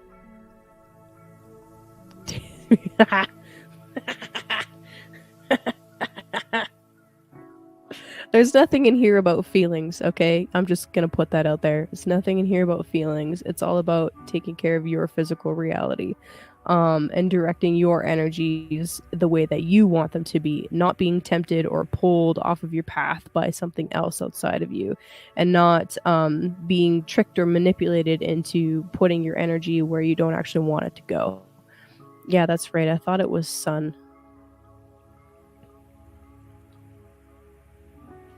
Anyway, Lyra. I know, it's because I just talked to Juan. I've got his energy all over me. I don't know. All fingers, both hands. Damn, dude. There's something there. Like, I personally believe that when we experience a physical injury of some kind, that it was already in our etheric energy. It was already in our auric field in some way. It was already affecting us emotionally. And it's like there's something there. There's something there to process. Okay. Scorpio.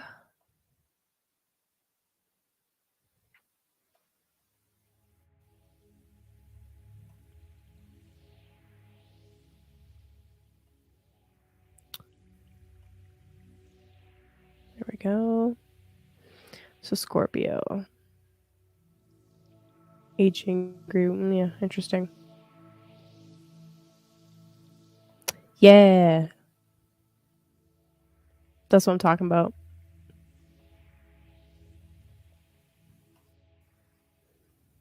Okay, so anyway, Scorpio. Oh, redraw, breach. Anyway, Scorpio. Pisces is your 5th house. We talked about this a little bit when Venus moved here. Beautiful, beautiful house for Venus to be in. She rejoices in the 5th house. But anyway, Sun's moving here. So Sun in the 5th house, we're still talking about creativity. We're still talking about romance and children.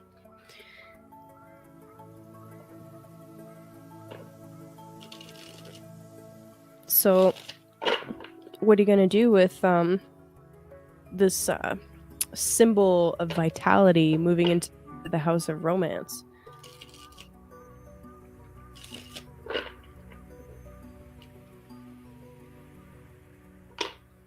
Now, something about the sun can be a malefic energy too. I'm sure you guys realize this, but you can get burned by the sun, right? Literally, it burns things. If you stare at it for too long in the sky without, you know, taking the proper measures to protect yourself, you'll go fucking blind. It hides the stars. It swallows planets. It's not always this beautiful, bright thing. Sometimes the sun can be a less than happy energy. Um, but anyway, all that is to say that like sun in the fifth house can be a big focus on romance, and it's not always like you're starting a new romance. Congratulations, Scorpio. It could be like you're getting burned in a romance, but anytime that happens, right? The sun is an underworld force. It's burning in order to allow you to rise from the ashes like the phoenix that you are. Oh, fuck. I knew I was picking up something. God damn it.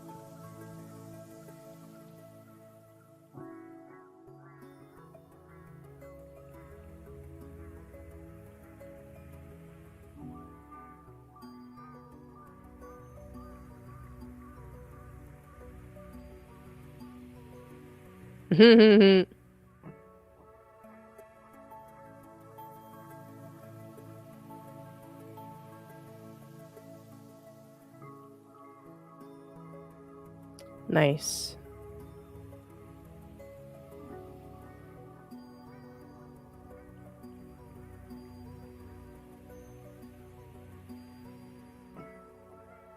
Oh, thank you, Binna. That's sweet. The sun can sting. Yes, it can. Alrighty. So, Scorpio, what we got for cards? As we were talking there, and I'm looking at sun in the fifth house, I'm like, yes, it's beautiful. It's Pisces. It's the sun in Pisces. It's fantastic. But what about this? I was picking up on something, and clearly I was picking up on something legitimate because there's a Seven of Swords. So, Seven of Swords, like I mentioned earlier in the broadcast, it's somebody getting away with something or getting away from something, making a quick escape. Sometimes this is a deceptive energy, some kind of betrayal coming up, somebody being caught lying, that kind of stuff. And I mean, it always sucks when that happens. But immediately after that, we have Temperance. Temperance is the combination of two forces. It's taking two. It could be actually advising you to drink less as well. You know what I mean? But, but obviously, but really, it's taking this pain, right? The Seven of Swords situation. This initiation, by the way. That's what sevens are. It's an initiation, a challenge, a test. It's taking the energy of that and converting it into a higher experience. What's the lessons learned? And actually channeling it into something artistic would be a perfect use of this transit energy, of this new moon energy coming up too. It's like, all right, yes, you've been hurt. We get it, Scorpio. But now what are you going to do with it? What beauty are you going to bring about with it? And what we see is the Page of Cups. I see you doing exactly that, working on a new project that might be exciting for you. And actually, this could potentially be, a new lover coming in, maybe. I don't feel like I have enough cards to confirm that. But it's like the promise of something new and something fulfilling, right? After you've dealt with the past situation, right? It must be dealt with first and completed and closed out and closure internally worked through. And then boom, new cups. So also underneath the deck, Scorpio, just another little kind of like silver lining for you is the star. Boom. Hello, star energy. This is a healing energy, a refreshing energy. It is going to I don't know, it's like whatever is going on for you that the Seven of Swords is speaking to in your life, there's a higher purpose to it. There's something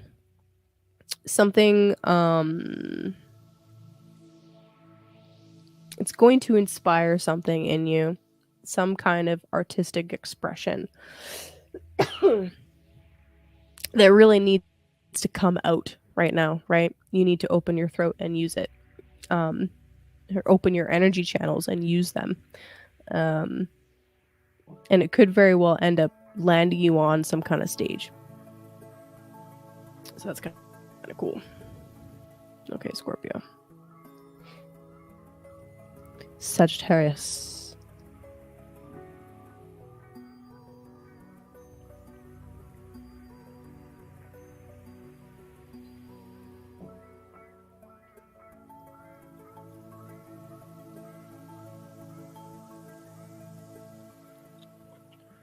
Telegram is going crazy.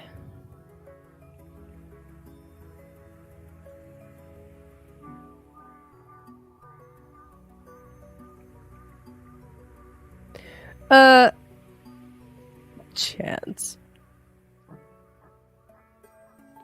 Thank you, Ben. I got your tip. I appreciate that. If you'd like me to pull a couple cards for you, let me know, okay? I'm cool with that. Okay. Sagittarius. Sagittarius. Sagittarius. The Archer. All right. So Sagittarius, what do we see going on here for you?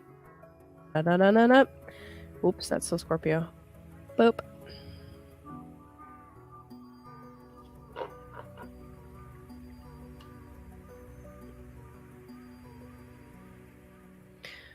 All right. So, as you can see, Pisces is your 4th house, Sagittarius. Kaboom. This is the house of home. It's literally the conditions in your home. It's also a place of endings. It's kind of interesting, but it's your ancestry. It's your roots. It's what anchors you. Okay, so for the Sagittarius map, for Sagittarius rising, you're anchored with compassion. You're anchored by spirituality, interestingly enough, and that makes perfect fucking sense for the Sagittarius map, right? Wow. Like, listen to what I just said. The Sagittarius map, in order to walk the Sagittarius path and to be the philosopher, in order to be the healer, in order to be the sage, the wise sage, they have to be anchored in a deep belief in spirituality. They have to be anchored, literally 4th house Pisces. Wow, that's beautiful. I fucking love astrology, you guys. Fuck. Okay. So sun moving into your 4th house, Sage. Is your home a sanctuary? Is your home your personal temple? You know, what can you do about the space that you live in that will help make it feel more homely, or help make it feel more sacred?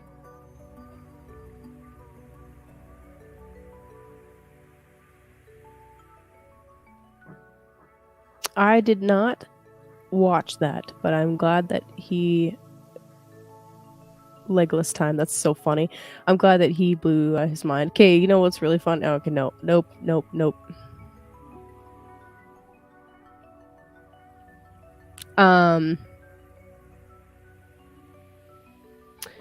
Yeah, so we have a birth time for that actor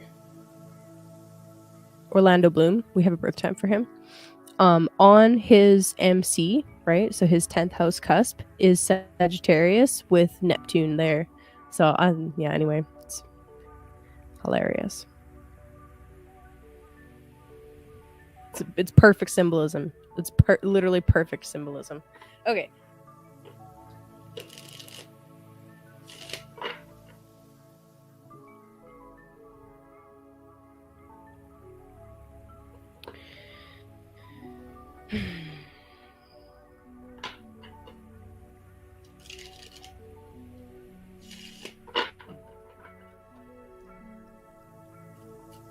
What the elf? I know.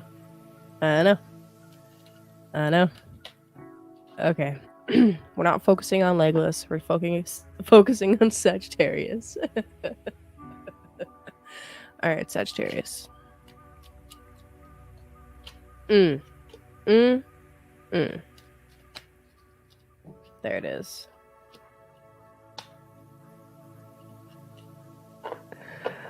Yep. Okay, so you got 4 cards, Sag. I'll allow it.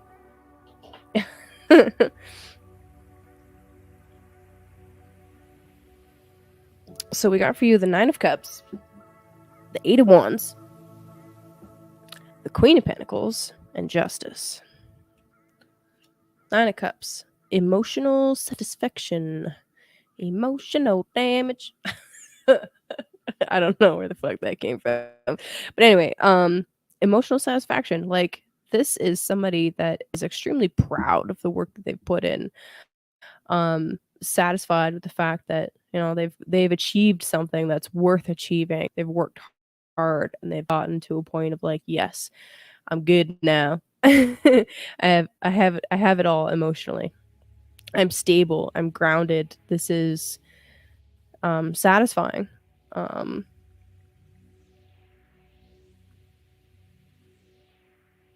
have enough now that I can share with others. And then you got the 8 of Wands. So you're like really excited to talk about it with somebody. Really excited to share with the love, you know? Share the love. I like that. Or somebody who's really excited to talk to you about that, you know? Anyway. And then we got the Queen of Pentacles. So this is fantastic. So you know how we were talking about with another sign preparing a nest egg? The Queen of Pentacles definitely wants to prepare a nest egg for sure. She is going to direct things for you and assist you with or this is you, right? Direct things for you and assist you with how to make things nice, but also how to save, how to keep the stability going. Sagittarius, let's be real here. You're a pretty wild energy. You're a pretty wild energy. Pisces on the 4th house, pretty nebulous 4th house. Having some kind of Queen of Pentacle figure in your life, whether that's you just taking the reins of responsibility and, you know, being that for yourself, or having somebody that can assist you with that fantastic energy. And Justice is going to make sure that you're you're keeping things balanced. This is the card of adjustments, right? So what I see here actually is you've achieved something great, right? Something super emotionally satisfying, right? We talked about that, touched on that. You're overflowing with artistry, or you're just overflowing with gratitude and excitement, even, especially with the 8 of Wands energy here. It's really excited energy. The Queen of Pentacles and Justice want you to temper it a little bit, to balance it out a little bit with practicality, with some long-term goals, with some concrete goals. What are some concrete steps that you can take to keep this beautiful energy going, right? Yes, you're riding on a high right now, and that's fantastic. You're riding on a high right now, and it's fantastic, but or not but, and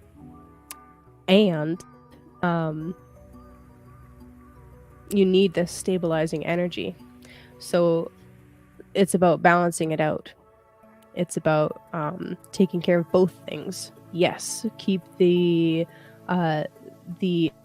emotional and the electric energy going, and also be working on the physical at the same time. I think that's my whole fucking message for all time.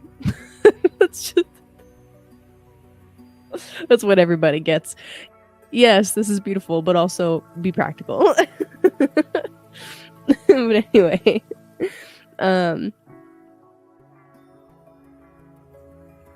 yeah, I think that's beautiful. Also, underneath the deck for you, Sagittarius, we have the Emperor. The Emperor is asking you to be what? That's kind of interesting, right? We got the Emperor underneath the deck, but Justice came out. So there's this relationship energy here. This Aries energy of I really want to do things my own way, and I really want to do things in my individual in my masterful manner, but at the same time, like, there's somebody else to consider in the picture. And like, look at these two figures, dude. They're both extremely strong figures. They're both decked out in red.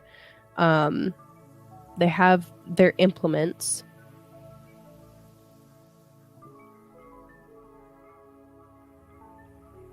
They're both serious figures. And it's almost like neither of them are gonna budge. So it is about compromising and meeting in the middle. And negotiating how to do it practically. There's the negotiations. That's how it has to be done. And you can keep your 9 of Cups. You can keep your 9 of Cups. Just gotta work out exactly how you can maintain those cups. Okay, anyway.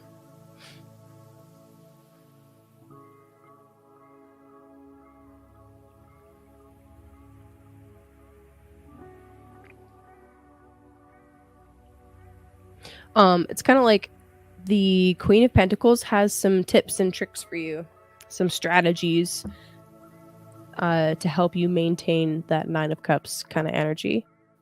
So you're going to need to not even like allow them to take the lead, but allow them to take the lead a little bit, even if it's just in certain one area or another. Okay, so anyway, Capricorn.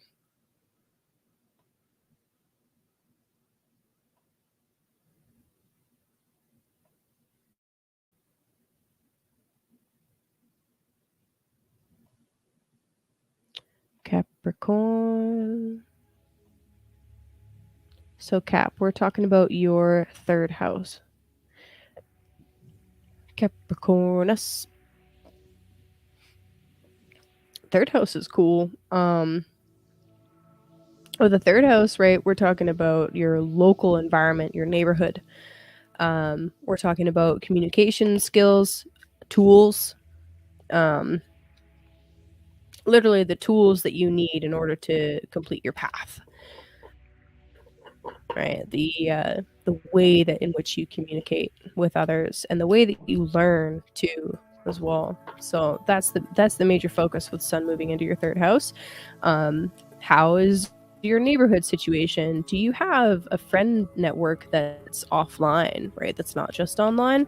And like, how are things going with that? These are things to think about as we're preparing for Saturn, your ruling planet, to move into Pisces. So anyway, see what the cards have to say. Love you, buddy. Good.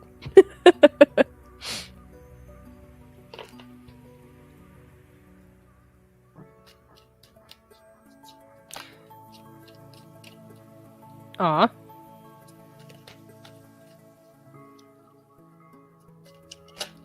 Whoa. Alright, apparently Cap gets 4 cards too. Capricorn, we've got the 4 of Cups again. It's the 3rd reading with the 4 of Cups coming out. The 2 of Cups, that's when I went, it's fucking cute. The 8 of Pentacles. And the Ace of Wands. Ooh. Okay.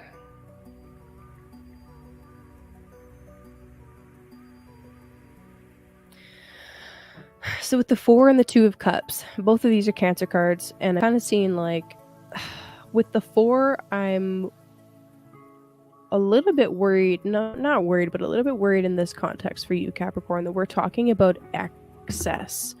Like too, yeah, just like excess, like too much to drink or too much to eat, or just having, you're just too used to finer things in life right now. So much so that there's some kind of opportunity being offered to you and you don't want to take it, don't want to look at it. And maybe that's for the better. Maybe that's what you need to do. It's too early to tell. But it could also be like, don't sleep on an offer that's coming, right? Because the comfortability won't last forever, right? So take the opportunity as it comes and don't hesitate. Then we got the 2 of Cups, which is really freaking beautiful. I love that. And the 8 of Pentacles that came out together with the Ace of Wands. So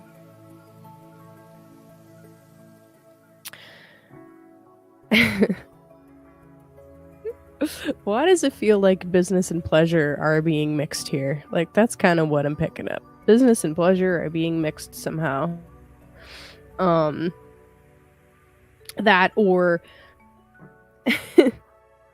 possibly, and coming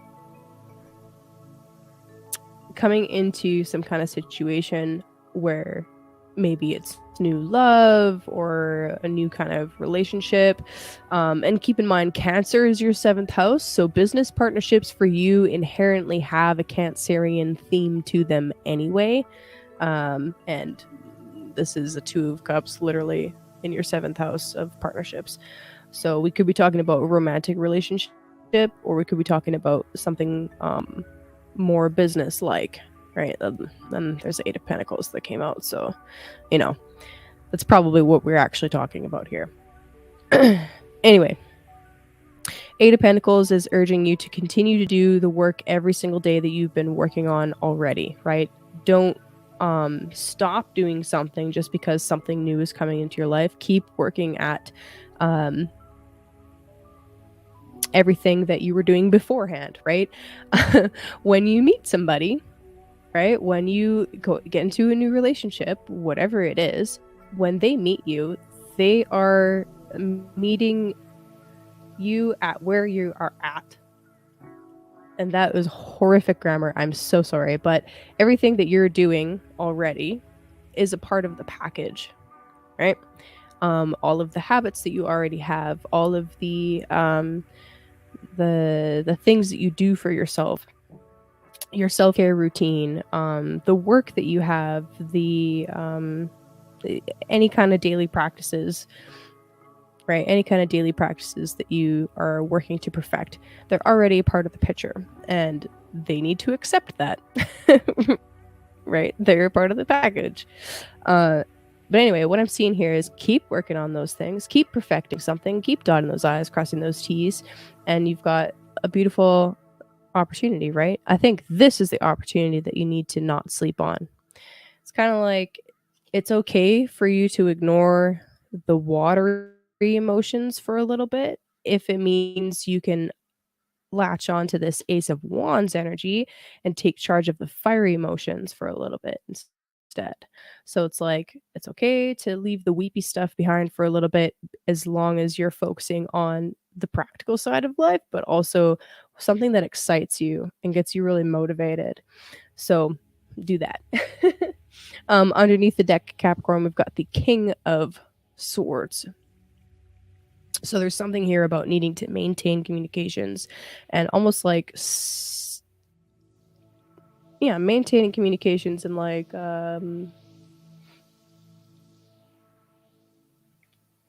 carry out some kind of conversation that you had planned.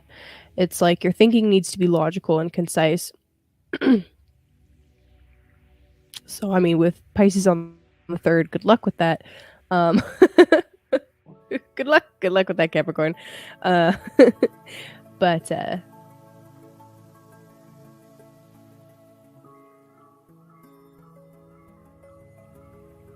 yeah, maybe this actually just represents being a little bit more strict with your boundaries and a little bit more reserved, even in some situations.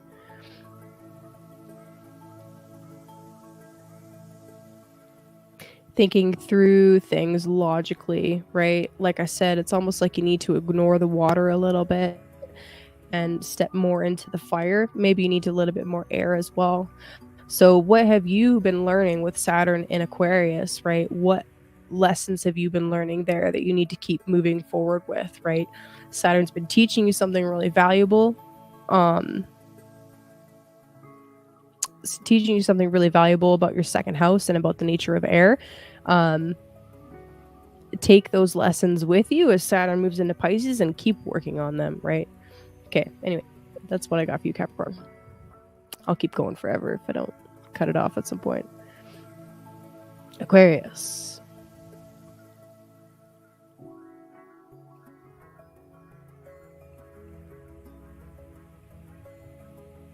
Aquarius. I'm so sorry, Aquarius. What a terrible song.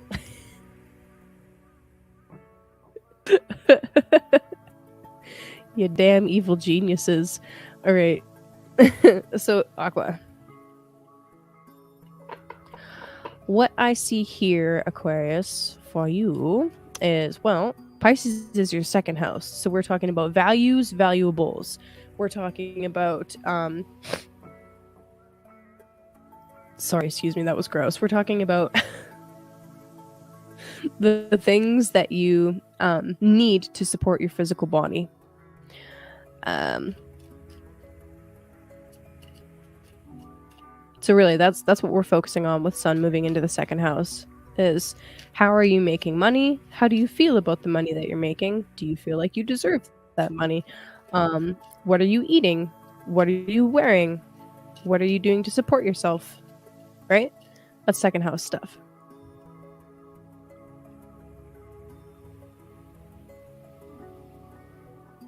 That's awesome to hear, Cody. So he says the fire vibe is definitely a thing right now.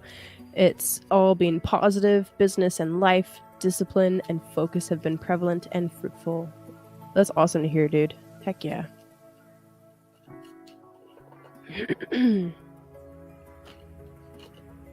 Good night, Charlotte. Have a lovely night. I hope you have a good sleep.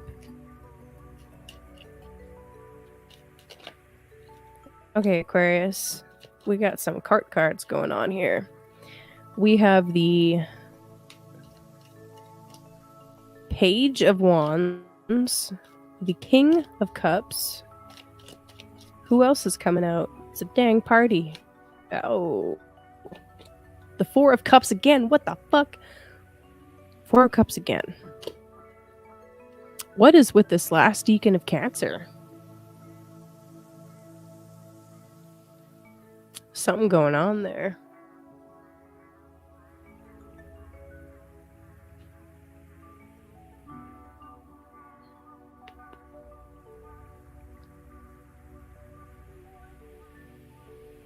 Fight fire with fire. Metallica, anybody? Okay, seriously, what is with this? What is with this energy?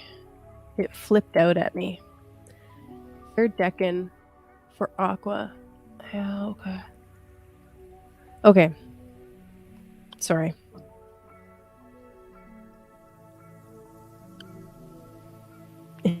I do not wish Saturn was staying more longer in Aquarius. I'm excited for Saturn and Pisces. Like a lot. I'm really excited for Saturn and Pisces. Whew, okay. Aqua.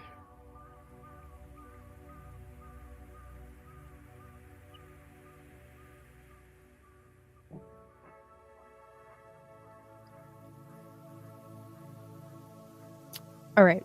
You are coming out as the King of Cups. This is Scorpio energy. Heal yourself in order to heal the world. What does that mean to you?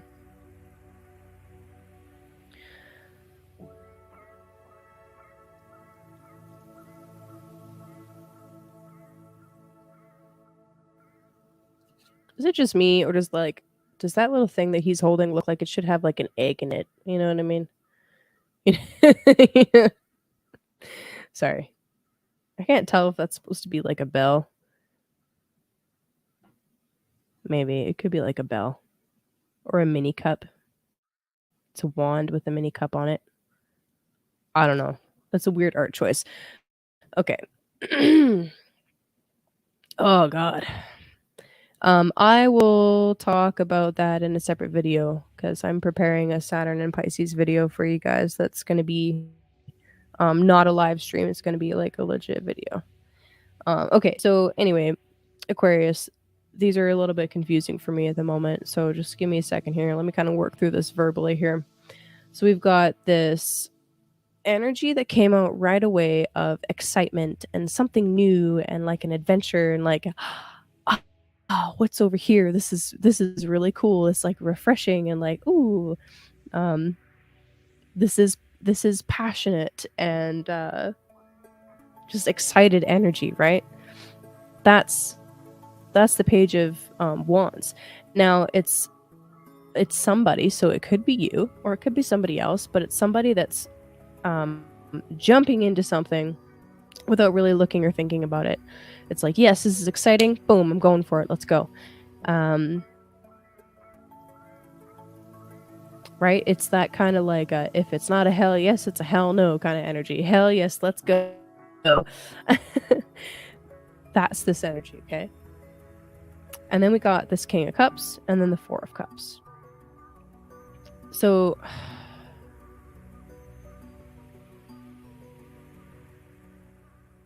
at the same time as you've got this youthful, excited energy, you're also trying to stabilize and maintain your emotions and like keep the waters calm and clear. And that is not an easy task when you're adding fire to the mix. You know what I mean? There's going to be boiling and churning happening eventually. If it hasn't started happening already. You know what I mean? And then we got this Four of Cups energy, and it's like kind of stagnant. It's like it's like this is you trying to shove down and control those emotions so much so that it's like now you're losing out on opportunities or maybe not even losing out on opportunities, but like turning people away or turning things away from you that would potentially, you know, raise you up a little bit. But it's like there's this fearful energy of if I go any higher, then I won't be able to control it. But like there's this part of you that's like, oh, fuck yes, don't control it. Fuck that. We don't want control. We want to have fun. We want to feel excitement. We want to feel and the King of Cups energy is like, well, okay, but can we be mature about this? It's like, can we talk this over? Can we like, you know, it always strikes me as interesting that the King of Cups is on this rock. Yeah, he's got a churning sea around him, but he's on a rock. He's stable. He's stabilized. It's the fixed water energy. That's the King's.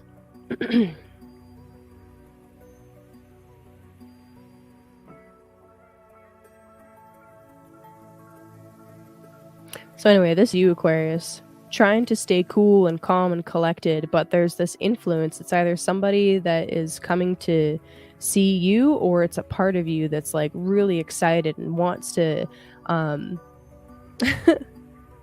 it's this energy. It's like, I want to be a little kid again. I want to have fun with this. I want to play with my imagination. I want to play with my imaginary friends.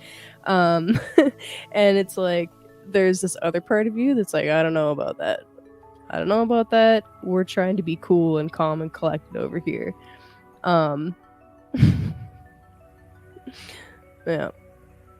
But there's definitely this energy of needing to leave something behind, of needing to move on to something new, something different. It's like, yeah, this stagnant energy again, because at the bottom of the deck, look, there's the Eight of Cups. So there is literally you walking away from something. It's kind of like it's kind of like that Saturn, literally, like, okay, finally, let's do this Cazimi, let's have this rebirth, and then let's fucking move on, okay? Let's go. let's let's go visit new waters, literally. Quite literally, actually. Um Aquarius, I'm going to give you this little prediction, okay? After March 7th, I feel like you are going to feel like a weight has been lifted from your shoulders, and it's like you will be moving on to something new, some new topic, some new things. You're going to be focused a lot more on how to secure your physical reality, how to take care of your own resources, and trying to stabilize those resources, right? That's kind of what this really is talking about. It's not pentacles, but we are talking about your second house being Pisces, being a water house, or being not a water house, rather a water sign. But it's like there's something that you need to cut off, something that you need to walk away from. And there's some kind of new and exciting energy coming in that's trying to like encourage you forward. So listen to that little voice that maybe it's like your inner child, right? Listen to that inner voice of like, yes, this is exciting over here, let's go and do it, even if it's going to upset the balance, even if it's going to upset the calm exterior a little bit. um do it anyway, Aquarius, do it, do it. You're sweet, Morgan. I appreciate you. Okay, Pisces. Pisces. So, star of the show, Pisces. Happy birthday. Happy birthday, Pisces.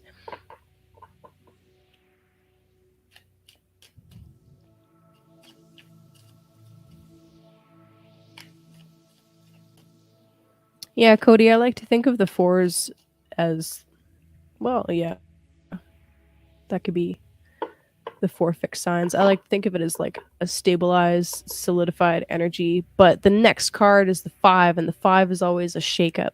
It always adds something new and kind of wild and crazy to the energy. So it's like the four is like chill, and then boom, turbulence. So it's like the step before turbulence. Anyway, happy early birthday, Crypto Tales. That's exciting. That's really cool. Oh, so your birthday's falling. So you're right at the beginning of Pisces. That's cool. So there's a new moon right before your birthday. That's badass. Badass. You should get a birthday reading. You could pay me in crypto. Just putting that out there. Okay, so anyway, Pisces. You're the star of the show, my friends. Star of the show. Sun's moving into your first house. If you have been feeling like lethargic or sleepy in a week when the sun moves into your first house, boom, you can say goodbye to that energy. It's pretty standard while the sun is in the 12th house to feel like you're just kind of drained of energy. But anyway, Pisces, so fantastic. You've had Venus in your first house. I hope you've been feeling good with that energy. As the sun's moving through here, now keep in mind, like March 7th, Saturn's moving into your first house. Again, I'm going to be putting out a video specifically about Saturn and Pisces. So, I mean, don't worry about that too much. Whatever's going to happen is going to happen. It's a big leveling up period for you, right? It's about maturing, right? Growing up.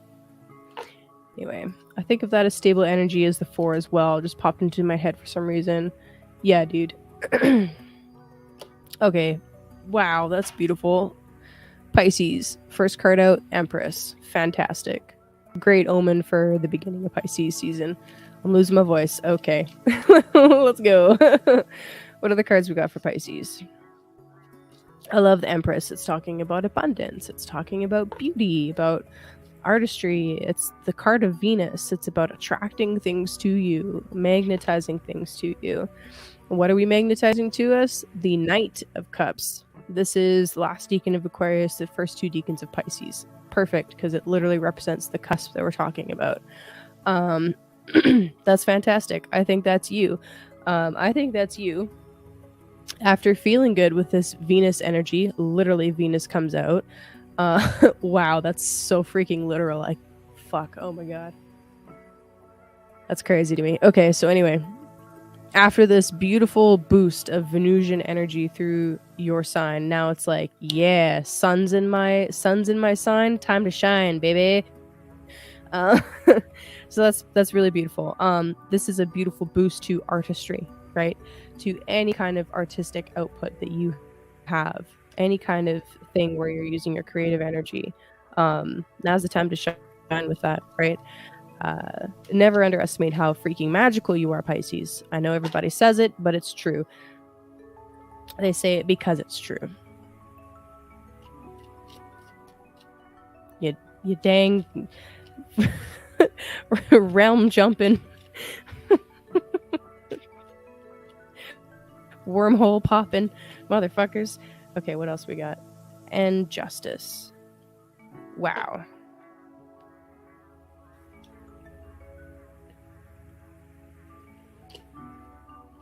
Okay, so that's really cool.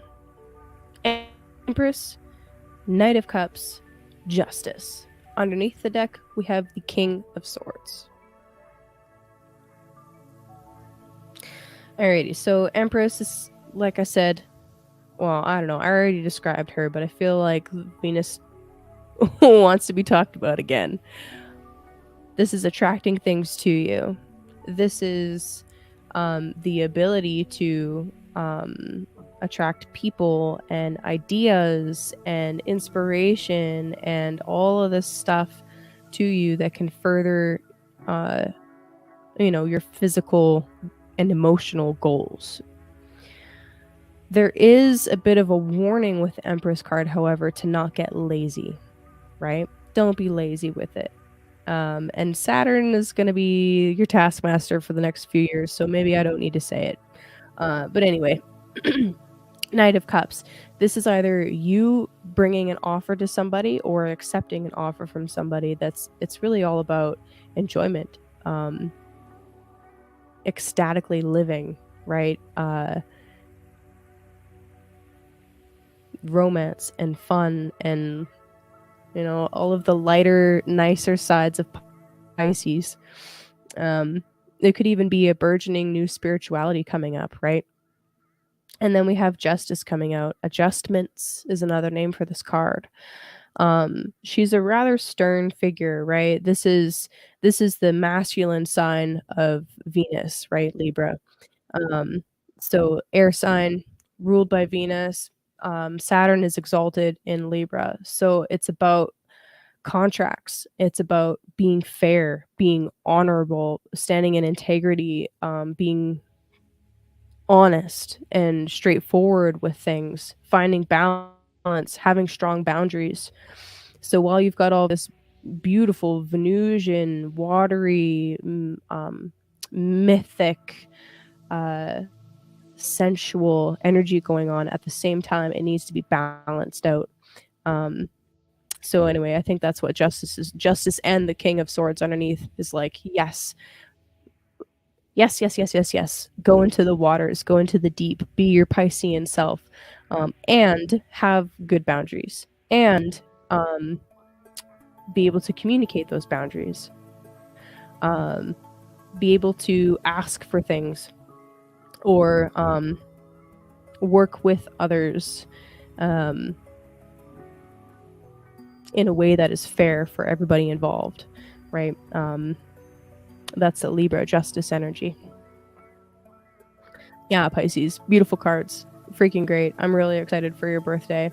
Well, for all, I'm excited for everybody's birthday. Okay, I think they're fun. Solar returns are cool. But anyway, if you want a personal reading, if you want me to pull a live card, I've got a few minutes now before I gotta run.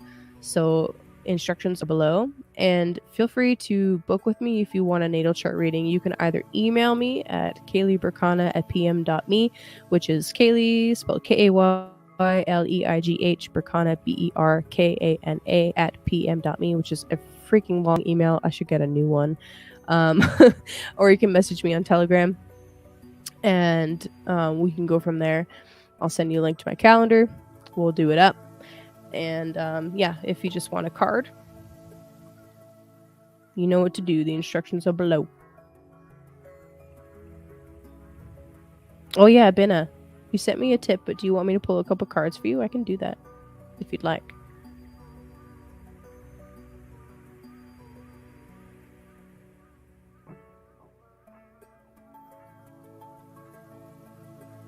In the meantime, I'll talk just briefly about one reason why I'm excited for Saturn and Pisces. So with Saturn, we are talking about what is the most concrete, real version of that sign. Because Saturn is 3D reality, right? And we're talking about Pisces. Yeah, great. I'll pull a couple cards for you. So Pisces is water. Pisces is a Jupiter-ruled sign. Pisces is Venus is exalted. So Saturn is crystallizing these Piscean themes in our life, right? So also Saturn in his own home sign brings out the more of the true nature of Saturn. He can act most like himself in his own signs, right? His, her, whatever the fuck. Love you, buddy. Anyway, as Saturn's moving into Pisces, he's going from the air fixed quality of Aquarius into this watery sign. So we're going to see the control narrative shift, okay? On a global level, we're seeing the narrative shift from the Aquarian themes to the Piscean themes. But Saturn can't act the same in Pisces that he acts in Aquarius. We saw the most quintessential malefic Saturn play out in Aquarius, which we needed. Tyranny breeds rebellion. Okay.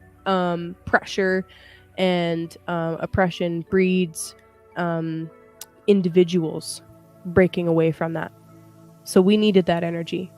But Saturn in Pisces is going to bring about the crystallization and the watery Piscean nature even more strongly.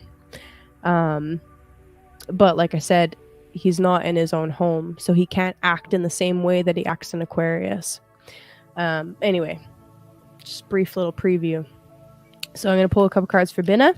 And like I said, if you want me to pull a couple cards for you, instructions are below. So from balloon psyop to submarine monarchy. Yeah, probably. Probably. Yeah. I think it'll be really interesting. If Saturn is like 3D concrete reality and Pisces is the imagination, I think it's going to be an opportune time as far as like psyops go to launch things that make us question our reality even more. So it's going to be really important for us to use our discernment, right, as much as possible and not get lost in fear related narratives about anything. And get really serious about our spiritual practices, right? Because that's one of the things that's going to help us in this time is like being really dedicated and serious about our spirituality and having hope, right? Okay, so anyway, Binna, would you like me to pull a couple cards specifically about how business is going to go for you? Because I know that's been a big focus for you lately, is relaunching and getting that like going really strongly. Or if there's another area of life that you want me to focus on, I can do that. You let me know, girl. Yeah, business, okay.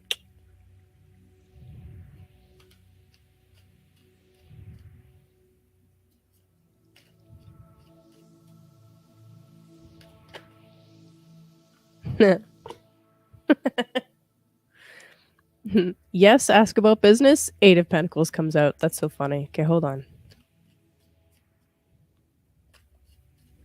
That's you right now, girl. Oh! Oh!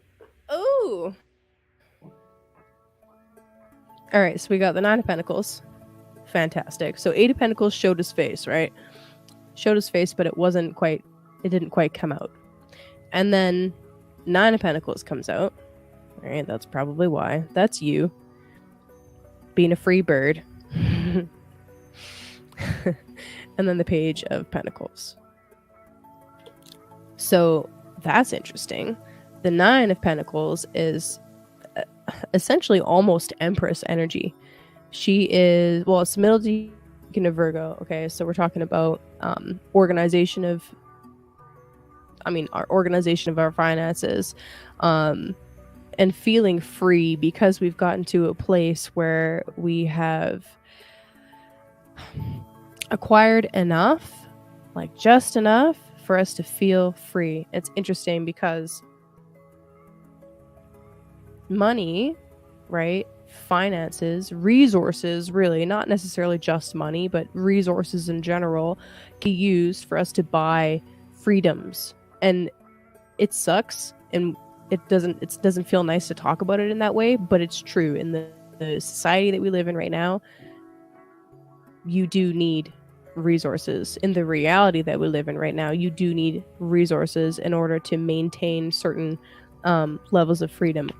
Why that word specifically? Well, that's what birds say to me. Anyway, that's what birds say to me. Anyway, Nine of Pentacles, fantastic. It's like, that's you being independent, right? Doing it your own way and being successful with it. And then the Page of Pentacles coming in, that's kind of cool because this is a very young energy. It's new, it's naive. So it could be talking about some like new partnership or a new contact or somebody that you're doing some kind of like trade with that is helping you with your business in some form. So I would say be open and receptive to seeing what kinds of things come up. So it's like, yes, you really love your independent energy, and the fact that you fought so hard to get here in the first place says a huge amount. And I would understand not wanting to trust. I understand not wanting to trust anybody. And being like highly skeptical of anybody else that might want to come in and partner with you or do trades with you or business with you. I understand that. But be open to different possibilities. And they're like, there's nothing here that's saying like it will be good or bad, but it's like there's just an opportunity for something new to begin on top of and in addition to what you've already got going on. You know what I mean? So keep an eye open for that, and yeah, keep up the good work, my girl. You got this. Yeah, I know, buddy.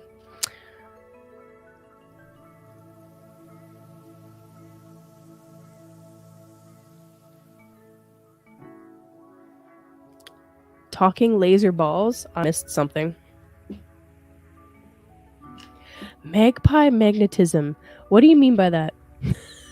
What do you mean by that? I don't know what that means.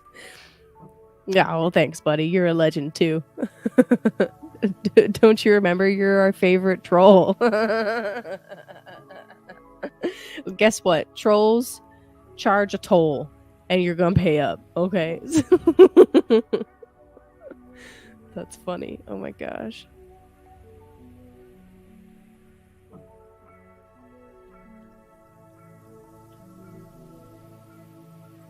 All right, checking my email. Last call, motherfuckers.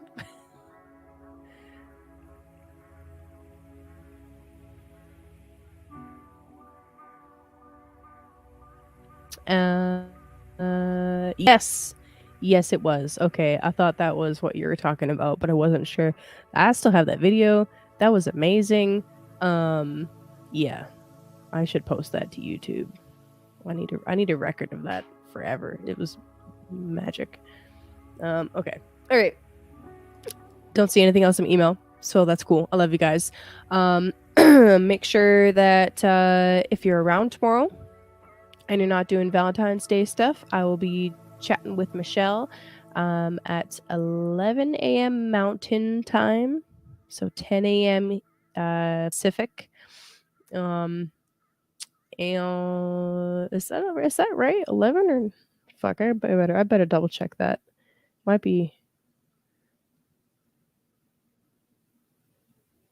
noon Mountain Time. Noon Mountain Time. 11 Pacific. Sorry. That's why we double check. Anyway, love you guys. Peace out. Have a good week. And we'll be talking about the Pisces new moon more in depth and whatever other crazy ass transits are happening. All right. See ya. Bye. Love you.